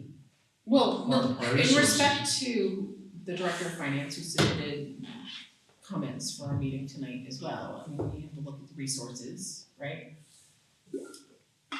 I still take issue with the word direct. Maybe there's a different word to use. Yeah. Okay, direct implies that, to me, it implies that they are supervising that person. And we've made it clear in other parts of the charter that the town manager. Yeah, so what other word could we use, just to make sure that they get what they need, at the same time they're not overseeing someone? Well, and another thing, the finance director is also the treasurer.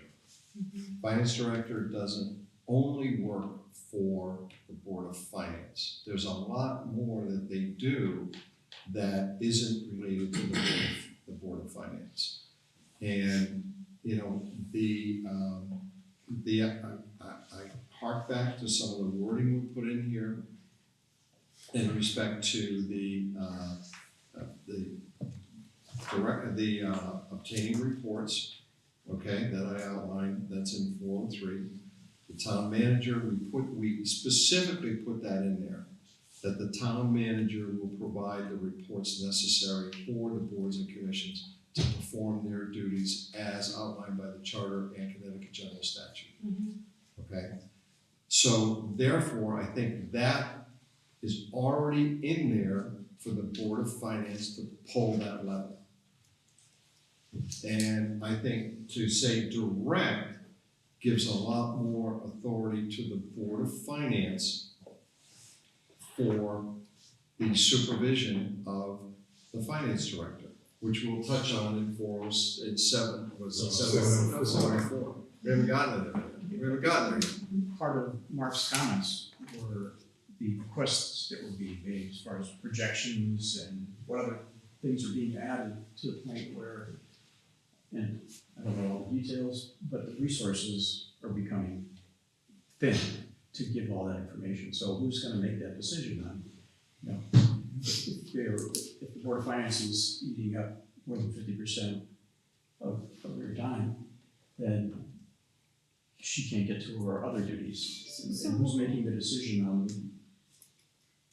Yeah, but what you're saying is, I mean, what Paul's really saying is we rely on 403. It means, again, the question of, does the Board of Finance need this information to perform its duty to oversee the implementation of the budget? And they're saying, well, we will leave that decision to the town manager and not to the Board of Finance. That's exactly what you're saying. I don't see it. I gotta be quiet on this, because, yeah, I'm talking, I wanna hear from others, but I don't see it that way. Like I said, I went through 6 months worth of Board of Finance minutes and looked at, the pages and pages and pages of reports. I'm like, how much information do you need to know what's going on? And there's also, by the way, the phone. Or send me a text, give me an email, what's going on? I mean, the thing that the charter can't prescribe is the relationships that we have between boards and commissions and staff, right? That's something that needs to get cultivated, and sometimes there are people who are in the wrong position, and that needs to be dealt with, right? We can't, but to Paul's point, I go back to, under the town manager's job responsibilities, number 13, provide such resources, information, analysis, staffing, and support to all elected boards and commissions as such boards and commissions require to fulfill their duties under state law and the charter and to meet state mandated filing deadlines. That seems all encompassing to me. So what if we change directs to requests? Do we even need, but do you need Do we this? even need this section? I mean, I'll give you, if you want to reiterate it in the Board of Finance section, I'm okay with that, but I'm not okay with direct, because it implies a supervision of a staff member. We've hired people that we're supposed to trust in the process, right? Directing implies more than just asking for a report. How about reasonably requests? But I I just don't know if we need this, precedent. because it's not just, No, there would be, that would be. but it's just not one person, it's not just the Board of Ed. The Board of Selectmen, it could be Parks and Rec, the library, the police commission, wow, let me say, Tom Oyster. It should be all of them, and they could be going to every commission, you could be going to every department head and ask for hundreds of reports every month that you might say, and again, I'm not saying they're good or bad, but Amy sees all of this, each department head is like, I gotta manage my department and now I have to take 3 days to pull all these figures. Who balances that? This, the way I'm reading this, the Board of Finance says who balances it. And I don't think that's who should be balancing the requests of, that's the way it's written, the new written H here, the way it's written. So Am I right to not make that? no, I mean, to Oh, me, no, I- it's like, that's I'm gonna liken it to a corporation. Yeah. Okay, who has a board of directors and a CEO. Yeah. Okay, the CEO runs the business day to day, right? Directs their staff to do what they need to do. The board of directors advises and doesn't direct any staff member directly. The CEO knows the whole picture, right? So that's like the town manager, they know the whole picture. They know everything that, they should know the whole picture, right? Yeah. So I think if we presume that any board or commission knows everything that happens every single day in every department, we're foolish. We can't possibly know everything that they do and that they're required to do in the time that they have to do it. But your corporation will have a board of directors and a CEO, and it will also have an audit committee, which has the power to compel responses to all its questions, independently of the CEO. And there's a reason for that, right? And the investors in the corporation insist on the existence and independence of that audit committee because they want to make sure their money is safe, just as our Electors. Okay. And our creditors want to know Right, fair. that there's an independent oversight of the budget.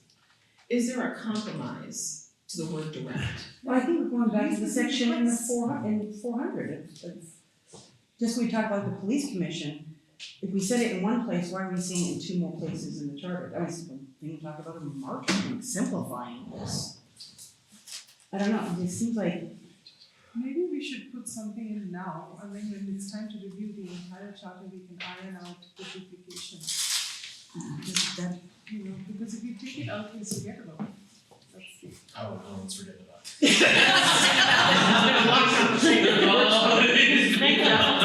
I mean, if we can soften, if we can come to a compromise between staff and the Board of Finance with a word that's not direct, that works for everybody, and it still gives the Board of Finance the ability to get what they need. Yeah, so that's a. It still gives the staff latitude to do the rest of their job. Mhm.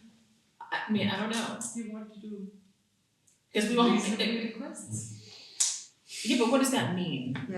Well, reasonable is a defined term, right? It's something that in legal parlance means something. So as long as you use the word reasonable in the context of a charter, anyone reading it, and Bob has to confirm, is that the concept of reasonable is an established-ish concept. So, you know, we can say reasonable, and if someone reads it and they go to the town council and say, what does reasonable mean? You're going to be in a position to advise what that reasonably means. So the word reasonable should be, I'm comfortable with it. It is a word that's used a lot. It's used a lot, It it's means just, it's a Something fundamental that's word. not unreasonable.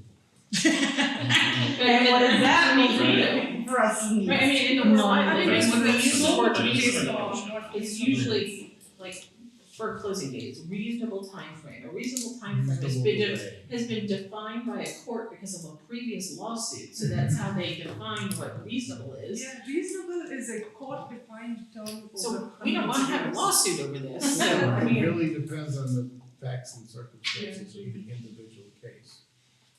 And if it's unreasonable, It will be pretty obvious if it's it's unreasonable. obvious if it's unreasonable. So if it's not unreasonable, Yeah, you'll know it when you see it. there is a level of detail though that is not apparent from published reports, or published things you get every month. There's detail below that level, that level may indicate needs further scrutiny. And, you know, we as a law firm have handled cases over the years of misappropriation of funds by municipal officials, not here, of course, but, and, you know, the people who do those things are pretty good at hiding them. And, you know, with phantom vendors and stuff like that. So there is, I think, a heightened level of need for the Board of Finance to play its audit function, I guess. But Which it already has audit in here, Yeah, section yeah. 8. well, that's an odd, like an annual audit. Right. But you could, the Board of Finance could order a program audit. And that's been done here of different departments, saying, hey, something's not right here. Yeah, you can do that anytime. Board of Finance may at any time require and provide for the examination or audit by a certified public accountant of other finances of the town.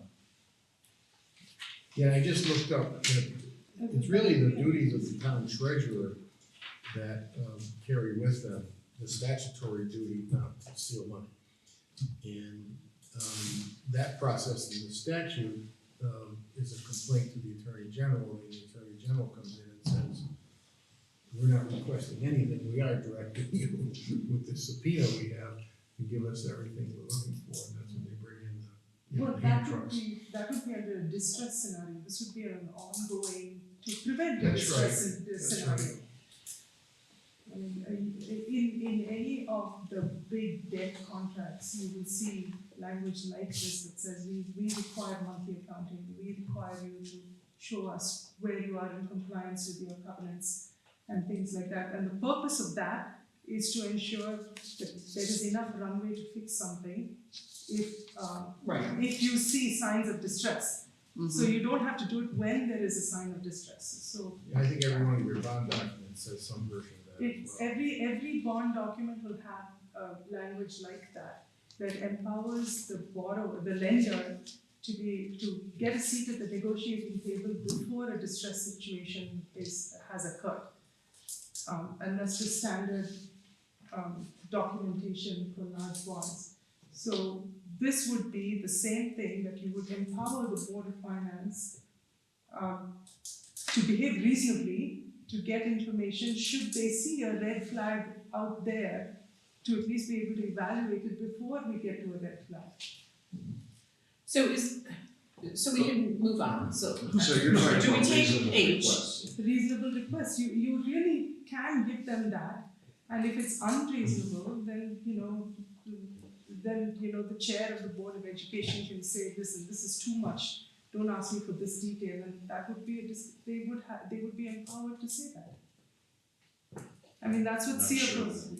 That's not how it I would think town manager might. Yeah, but you get what I mean. If it gets unreasonable, there is a lever that person, the requestee, can pull to say that this is getting unreasonable. And that's also what you'd see in standard bond documents.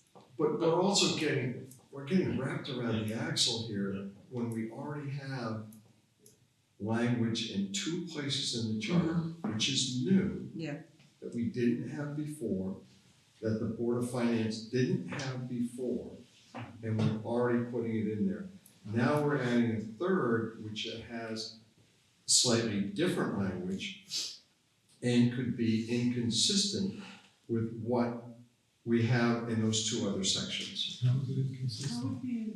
Direct, Direct. that word. Direct is inconsistent. Well, we'll have to take that word out because I think we all agree that. But I guess you're also we don't getting, need it, I don't think we but need it. you're also getting into, okay, and I don't mean to belabor the point, but financial reports on the implementation of the budgets of the Board of Selectmen and Board of Education.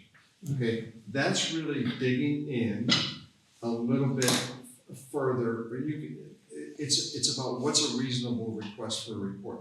You want a report from the Water Pollution Control Authority as to, all of their income and expenses for the last 25 years as compared to other water pollution control authorities in the United States? That would not That be a would not report be- about the implementation of the Board of Selectmen's budget or Board of Education's budget. That's not what this calls for. But the reports on the Board of Education budget, for example, on the implementation of the budget, are required by statute. The Board of Education has to do it at least quarterly. Right? And the question is, are there occasion, or should we leave it to the board, or should we give the Board of Finance the authority, as we discussed at the last meeting, to request or to direct that those reports be submitted monthly, right? But you also said you don't get monthly. The implementation of the budget report is a legal requirement already of the Board of Selectmen, the Board of Education. The question is, should frequency. yeah. But you're already getting reports. You're already getting reports from the finance director that allow you enough information, that's subjective, okay, subjective on my part, to carry out your duties. You're already getting it. You've said you're already getting it. I have not, once again, I am not complaining about the reports we're getting now. That's not what this is about. That's not what any of us should be thinking about. What we should be thinking about is, are we creating a structure that will allow each of the different parts of our government to perform their particular duties? One is running the town. One is using the staff, that's Mark's job, or his successors down the road. One is oversight. There's only one oversight body in this charter, and it is elected, and it's been there, and we've heard nothing but support from the community for strengthening the oversight capacity of that board, and that's what we're talking about. Okay, so I'll just a little bit, open up a little bit more. Okay, you're already getting those reports. This section is not in the current charter, okay? But yet you're getting what you need, and in the future, if a Board of Finance doesn't get what it needs, or any other board doesn't get what it needs, it has two sections it can point to get that information. So if that's the case, why does that need to be there? For the reason, I don't want to repeat myself, because I think we're beating a dead horse here. But the Right, reason we're going is around. that the section you're pointing to says the town manager must provide the information that the board needs. And the question is, if the town manager doesn't think we need the reports, we don't get it. It's that simple. And the question is, do we leave that in the hands of the town manager? Or do we leave it in the hands of the person whose work is being overseen? Or do we leave it in the judgment of the oversight board? Again, that's what I Well, think. that's where That's where we that are. that's That's the where it issue gets where we break down. That's where it gets down into, okay, look, the Connecticut General Statute says this about the Board of Finance and the powers of the Board of Finance, okay? You're not providing it, we're going to the selectmen to address that issue, okay? And that's a complaint we have against the town manager with the Board of Selectmen regarding their performance appraisal and their compensation. There are levers that you have. I don't want to beat a dead horse here. I mean, if you guys want to come up with something, that's fine. I don't think it's needed. I don't think this section is needed. I'll end it. So. So is What this time one did of the those? pizza smell? I know, I should have baked cookies. I know, is this one of those sections like when we had the impasse regarding the first selectman that we need to take a vote on this particular thing? Whether or not this language needs to be included or not included in the proposed revised charter, and if it's included in what format? Because I think we're at an impasse and we're talking about the same thing over and over again. Yep. And I think we need to take a vote. And I think the vote needs to be, does section 8H, should we be adding this language to the charter? Or should we remove it from our revision? With an amendment on the direct, because if it says directs, we know what the answer is. With the recommendation that directs be changed into something less directed. That's a third option, right? That's a third option. Yeah, Okay, Should so, really send it. because if it's one or the other, the answer is pretty clear, but if we change the language to compromise, then it becomes a real vote, that's what I think. okay, so, Do you well, want us to resubmit this language in the next meeting? can the Board of Finance work on resubmitting H that's palatable to the Board of Finance? I'll try to do that. Okay, I'll try And to then get the Board the of next- Finance to do that. yeah, and then it has to be under one page. Yes, please. And no footnotes. That hurts. Then we can take a vote at the next, Okay. okay. Let's move on to I. I'll be controversial, I think I needs to go.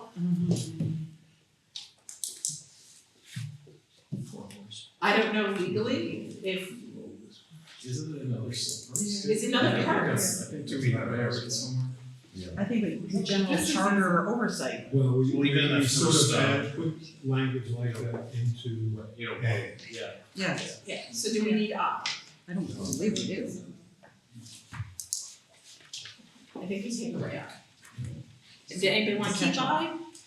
It's a catch-all that we already have, Yeah. so we don't Okay, need. so get rid of I. Okay, 802. Woo! The only change we made is we combined old 801 into the budget preparation, so we added the first line, so that was the only change. Yeah. 803, we changed, we did some capitalization and we changed program to plan. Yes. Page. That was no controversy over that. 804, 805, and 806, I think, based on our last meeting, we will be keeping the dates the same. The dates are the same, yes. Yes. The question about 806 that we didn't resolve was the proposal of the Board of Finance that the Board of Education, and now 806 relates to the annual budget. And what we did not resolve was the proposal that the Board of Selectmen and the Board of Education use a single format for their reports. Is that not policy versus charter?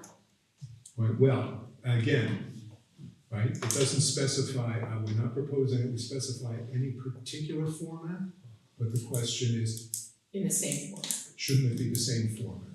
And, as you heard earlier in this meeting, like the Board of Education, I'm sorry, but at the last meeting, we kept the dates the same. What we do know is that we're always in a tight time frame for the Board of Finance to review the budget, and then for the public to review the budgets.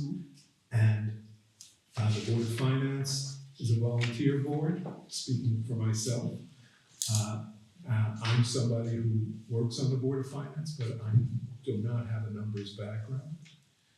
I have a very fine education, but it was as an English major and a lawyer. The general public is going to have a harder time understanding what's being proposed if it's coming in two completely different formats, which is what we're doing now. And to use that word transparency, I think what it means is that when the government reports its operations or its proposals to the people who are supposed to be passing judgment on the taxpayers, we should do it in a way that is the easiest to understand and the easiest to work with. And having a single format would do that. I don't understand an argument for having two different formats. I'd love to hear that.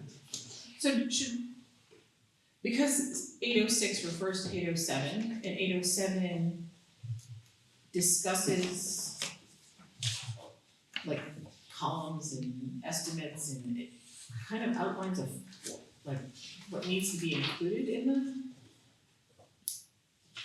Well, yeah, but, 806 is there now, 807 is there now, we have two different formats. Again, what I invite is somebody tell me, because. Oh, I'm not arguing, I agree with you. But this was a no-brainer to me. I don't understand how it can possibly be in the town's interest to have these two budgets in two different formats. Right, so what are you saying? So in 806, because what I'm saying is it, as set forth in 807, shouldn't the, in 807, it say that they need to be in the same format?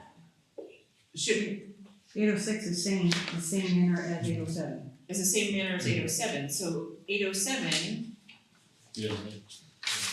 as I read it, Let's see. It's it talks about. the timing is between 806 and 807, it's not the layout, it's the timing. So I agree with you, Chris.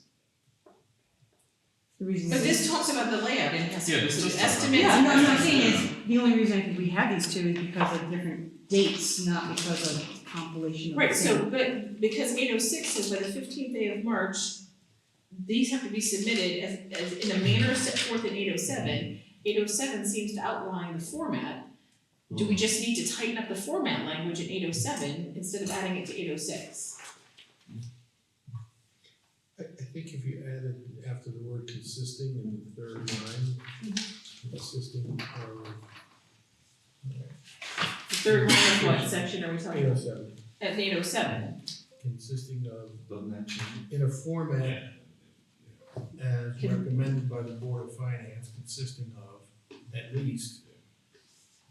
I mean, you could put your format language in 807A up to the word education in the third line. The format as recommended.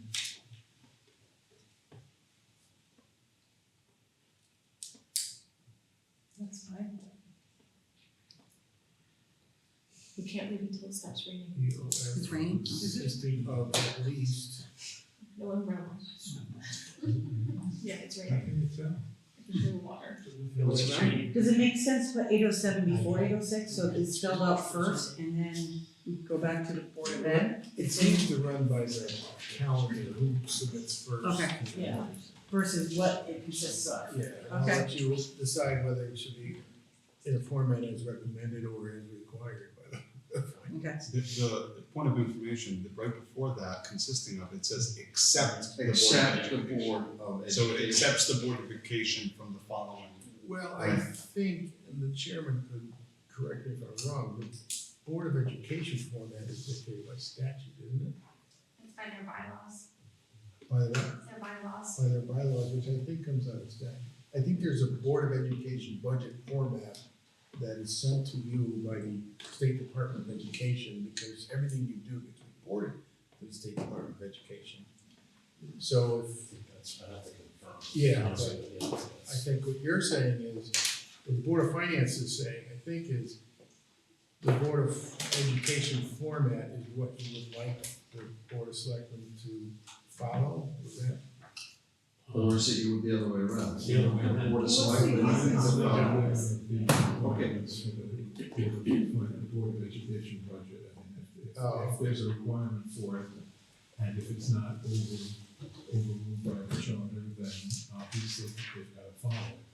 And then, I don't think that the proposal for 806 specifies who's got to follow whom. So if there's an ironclad rule about the Board of Education budget, of course, I haven't looked at these, and I don't know if anybody on the board has looked carefully at 807 to see if we can work out a language for 806 and 807 that might satisfy everybody. Maybe this is another thing that. Yeah, I think what you're looking for, I mean, the Board of Finance can easily read a Board of Selectmen budget in one format and a Board of Ed budget. I think so. I think you can. I think back to what you were saying about the voters, I think what you're looking for is more a summary that looks the same for the voters to determine whether they want to approve it or not. And it doesn't have to be line item, but it has to be, here's what the expenditures are, here's what the revenues are, here's the capital projects, and here's the tax implication. Is that sort of what you're looking for? Not for something for the Board of Finance, but for the voters, at least that's what I heard. The vote for the voters to understand. I think it was. I think it was for both. But I thought at the last meeting that the finance director was able to making some adjustments, right? It didn't seem like it was It wasn't such a big deal. so I didn't know, should we be getting that deep in the weeds in the process, or let them play it out and sort it out? Has request been made and denied? Or- No, but this is talking about the presentation of the budget, not the Yeah. reporting of the budget. This is about budget preparation. Yeah, this is about. Right. annual I thought it budget was and how about it's presented. getting the information in a format so you could do that. This is a different issue, but, This- but the format is important, and then, as Bob pointed out 2 weeks ago at the start of the meeting, the Board of Education budget is approved in a lump sum. And it's by far the biggest part of the town's budget. So we have a real interest on part of the voters as well as the Board of Finance to see as much of it as possible, to keep it, to make it as transparent. I don't understand, and I mean, I don't disagree with any of this, but I think I can talk myself into a circle. So now, are you talking about a public hearing? Because we've had 2 public hearings, we've never had any questions about confusion over the Board of Ed's budget, Okay. and what's in it, so I'm like I said, maybe I've talked myself into a circle, so. I may have done that. I didn't do. So I withdraw this last time. So for 806 and 807, I think that we need to if there's a format that's required by the state for the Board of Education, we obviously have to adhere to that. It might, that format not, We adhere to it unless the charter overrules it. no, the charter can't overrule the Board of Ed, what statute, right? Not on something like budget. On budget, so that format, I'm not an accountant, I get a degree in that, but I didn't go there. Might not be appropriate for the Board of Selectmen budget, It might not be, we need to know that. so we would need to know that. So I guess the question is there a state statute requirement for the budget format for the Board of Education before we can talk about 806 and 807, right? Because if we wanna make sure the language is correct, we don't wanna tie someone's hands to something that they can't do. Well, we obviously can't do it. I agree. Right. Okay. So we can on that. Okay. 808, there was some notes, submitted by Melissa Appleby regarding notice on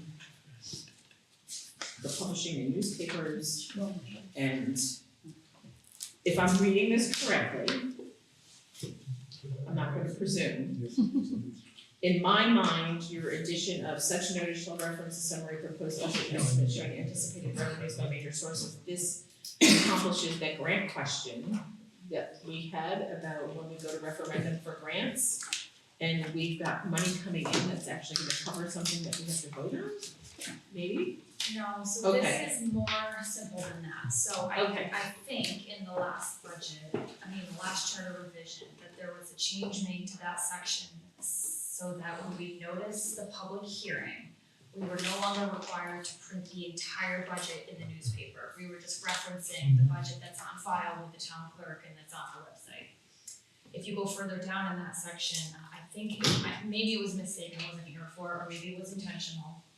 That same edit was not made, so that when we go to notice the referendum in the newspaper, we are still required to publish the entire budget. I don't know if anyone reads the Hartford Current or sees the full page, this is not very. We're still in business.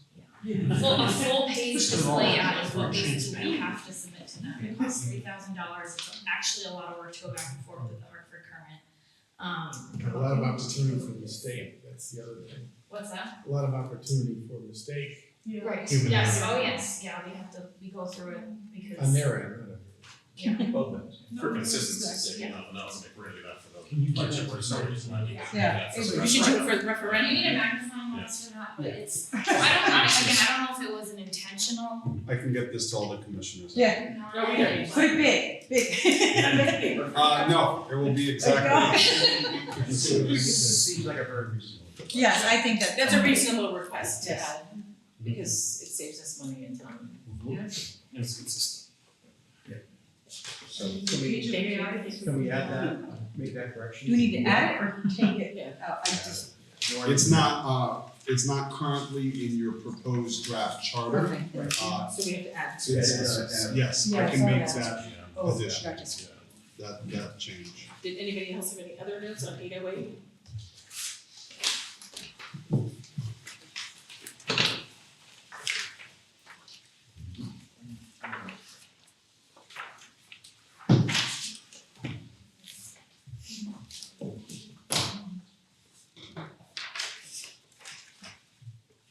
No? Okay. The new old 810, which now becomes 809, is emergency appropriations. Seemed pretty straightforward to me, it didn't seem to have any recommended changes that I can recall.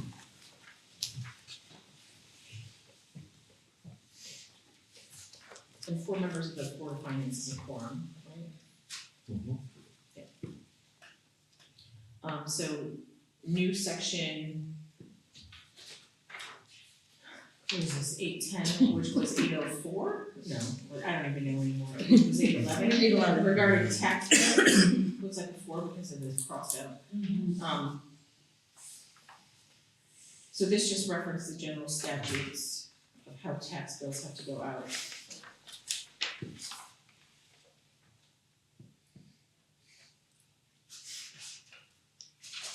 I assume the general statutes take into consideration that tax bills are available online now and we can pay online and we don't have to mail in checks and all that fun stuff. Does the state statute do anything in case of natural disaster emergencies that you can't pay your bill? Is that a state statute thing? Or receive your bill? You have no mailbox, you have There's no no power. obligation, if you don't get the bill, you're not, you have to, You still have to you're pay. presumed to know that July 1 your taxes are due. Okay. There's no provision for waiver of interest or anything like that, if you go in and say, well, I didn't get it because the mailman died or something. You still, Our mailman just doesn't deliver. But just like for in case, again, I go back 14 years ago, what happened around here, if that happened in July, people don't have access to internet, don't have power, can't pay their tax bills. Is that a state statute thing? If there is a natural, there's no reason for that. Probably emergency. And we There's can't probably pay with emergency Bitcoin. order. units. I'm just asking, cause you know. I think they changed the statute a few years back about it gives the governor the right to extend the tax deadline. Okay. If there's a state of emergency. Yeah, Yeah, that takes you out of a blizzard that happened on the Yeah. last day to pay taxes and I happened to be the tax collector that day. And out of that drew. Okay, I just So wanna, it's in a very limited, but the governor, I think, can do something. okay, I just wanna make sure that's somewhere. Yeah. I love that too much, so, okay. So, old section 812, new section 811, which is regarding expenditures and accounting. I had two questions on F2 regarding interdepartment transfers. We use the word may, and I'm going back to shall, should it say shall? Because we need approval by the board of selectmen, it's not an optional thing, correct? Which man? The first one? Very, Yeah, the Border first May. office man. Well, I think that is, it gives discretion to the Board of Finance. Upon request of the Board of Selectmen, the Board of Finance may, they're not required to. Aren't they transfer. required to do that? No. I don't think so. No? The Board of Selectmen could say, we wanna transfer this money to this other department, the Board of Finance could say, well, we don't want you to, because that other department you're transferring out of is gonna run a deficit. If you do that, No, okay. it's. Yeah, you want it to be May. You want it to be made then? Okay. You'd be, yeah, you'd be Encroaching diminishing, on the power you'd be of the encroaching, right. And then F3, don't we already state that somewhere? no. Or the, or does it need to be reiterated because we're talking about transfers in relationship to the This is just, I mean, I think, you know, is if you wanna know about interdepartment Okay, transfers. here's a, This statute. just go to there. Cover the whole thing, because this is, you know, they are governed by state statute. Okay. I think most of it. But the old one just says these don't apply to the Board of Ed, so there's no clarification. So does anybody else have anything in this section? No? Okay, so 808 leaves us with Bert is going to do, Bob is looking at 801F. Or Bert is looking at 801F and Bert is looking at 801H.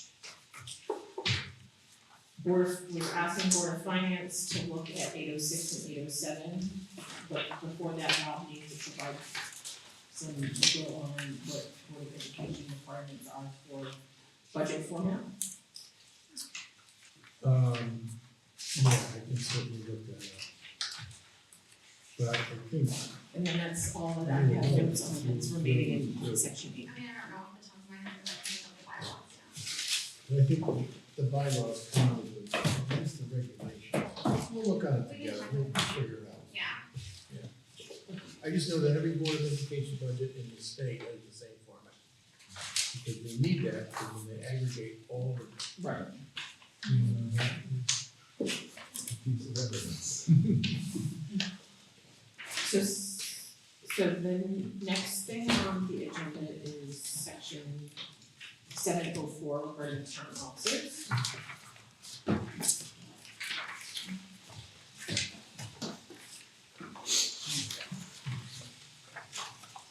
And prior meeting,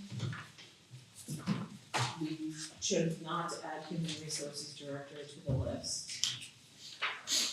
But this is the area where we were discussing this whole who directs whom and who. Yeah, the most important word in this whole section is found in 704, phrase anyway, second line of 704. Each of whom shall serve for an indefinite term. Say that again. Each of whom shall serve for an indefinite term. So everyone named in this section doesn't serve at the pleasure of the town manager. And when you serve for an indefinite term, and some people call it classified employment, there's a, under state law, it's not collective bargaining, but it's not at will employee. And the intention is that these particular officers should not be at the whim of the change of administrations from election to election. You don't want a town clerk to be a political appointee. A lot of towns have that, but in this particular charter, these jobs are, civil service jobs. Why would the police chief not be included in that? Police chief is covered by its own statute Okay. that says very directly that there's a just cause standard for the removal of a police chief. And there's been dozens of cases regarding removal of police chiefs. They usually get accompanied by a very large check after 2 years of litigation.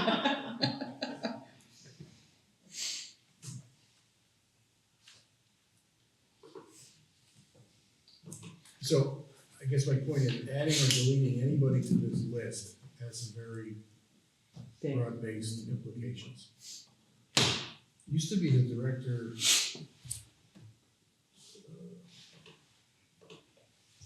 the person in the town manager's office had the administrative assistant to the first selectman.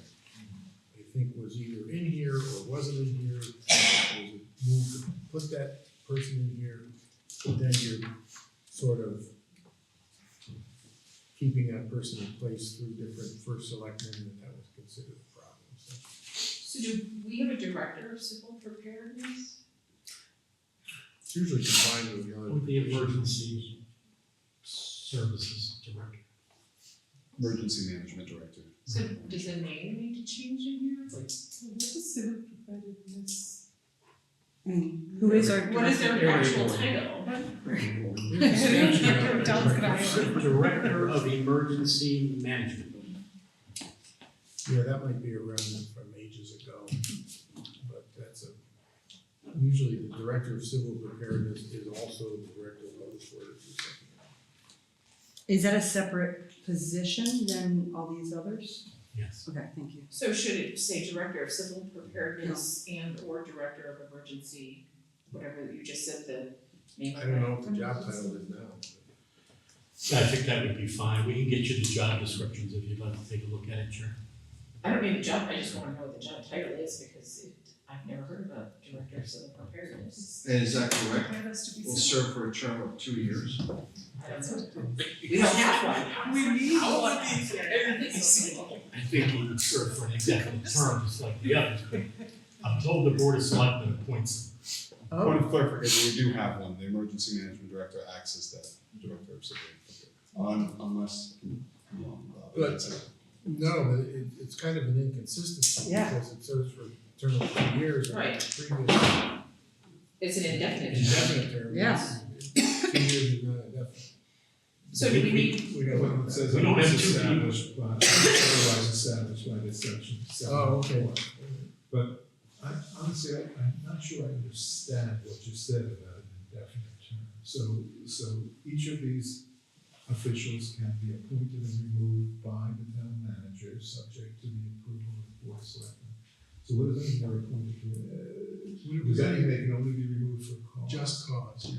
They Well, can't be should we- removed should when we the make that administration clear, or changes. should we, Well, that phrase indefinite term carries with it, we can always make it clearer, but, it's intended to mean that, these positions, the incumbents in these positions remain in place through changes in administration. I'm not familiar with it, that's why I asked.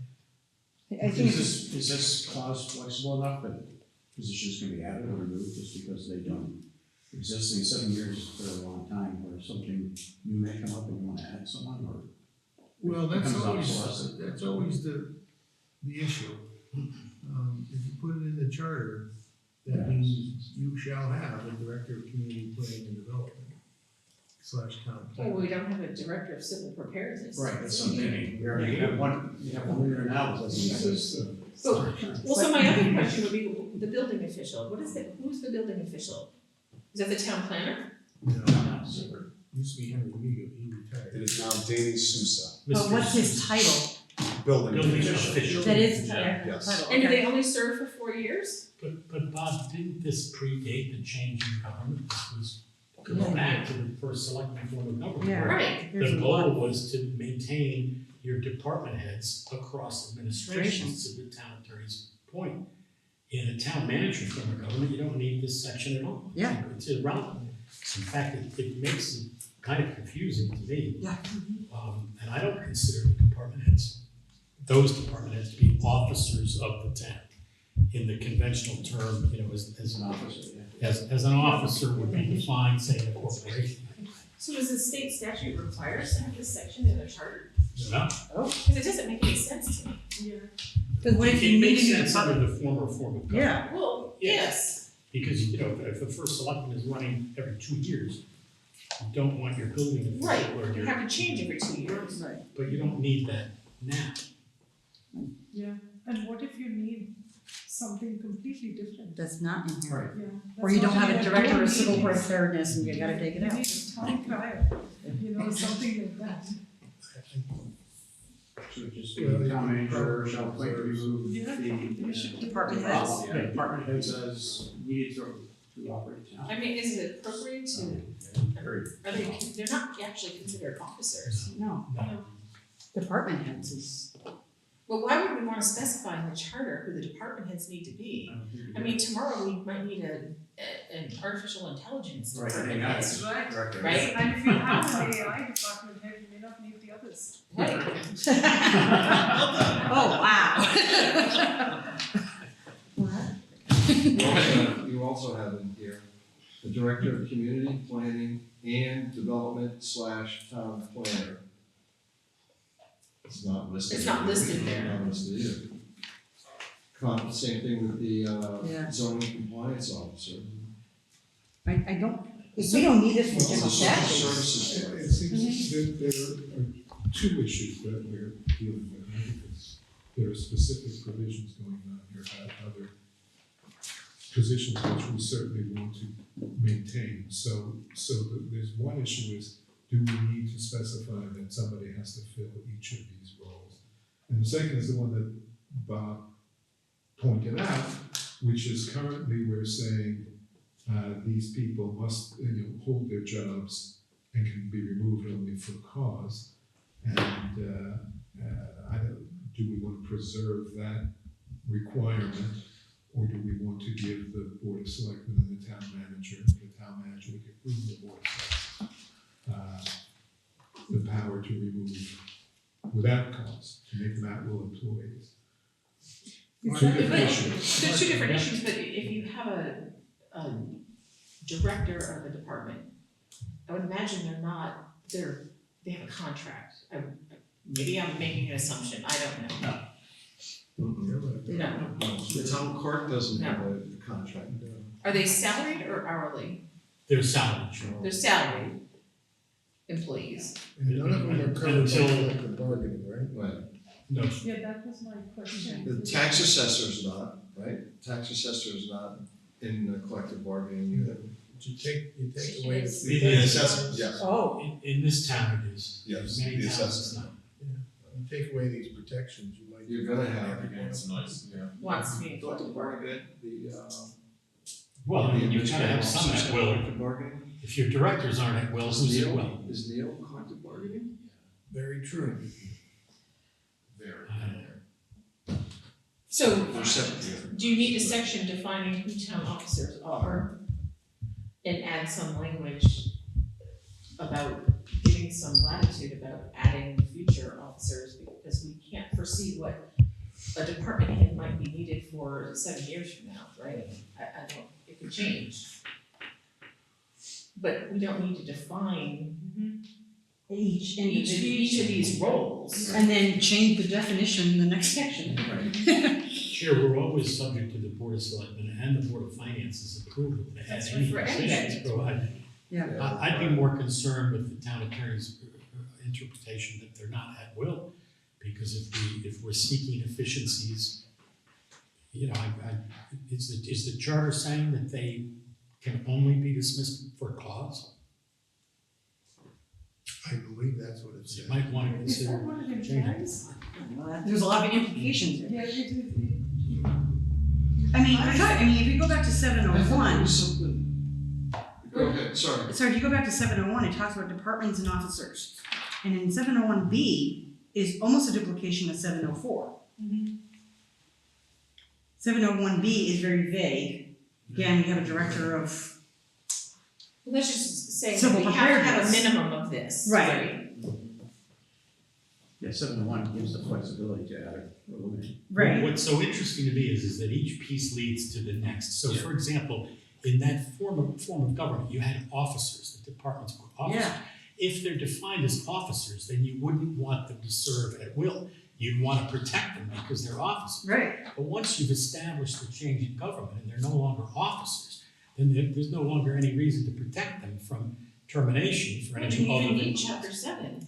Well, right, That's a good question. I mean, honestly. right, you don't, because it just, you change form of I government. don't know, we got a town Section attorney seven here. oh six refers to the town attorney. That's a I lifetime. want to protect that. Yeah. Chair, the one exception is the treasurer. There should be term limits on the town. But is there Just want to clarify, the treasurer is an officer. Your wife would agree, right? It's not real. Yes. And section 705 makes me the welfare officer, Chair. I'm not quite sure what the welfare officer is. What does a welfare officer do? I'm not sure, Chair. This discussion Please is for you. Please consider removing that. Administration of welfare activities. And that's defined. Yes, you are so amazing. The welfare committee. Yes, the subcommittee of the Board of Selectmen. We eliminated. We eliminated the subcommittee because we don't have one. Oh, thank you, Chair. So you're the officer of no one. Thank you. Okay.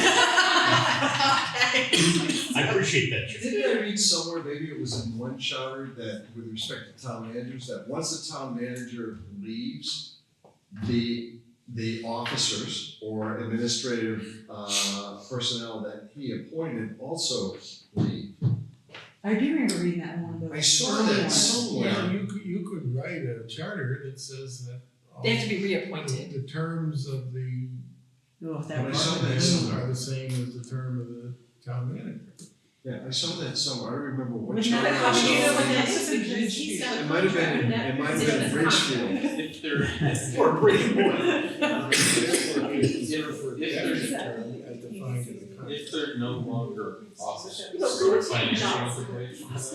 If you don't know how long you're gonna be employed for. I mean, what does it mean to be an officer of the town as opposed No, to? it's not like pensions, I didn't know if that came.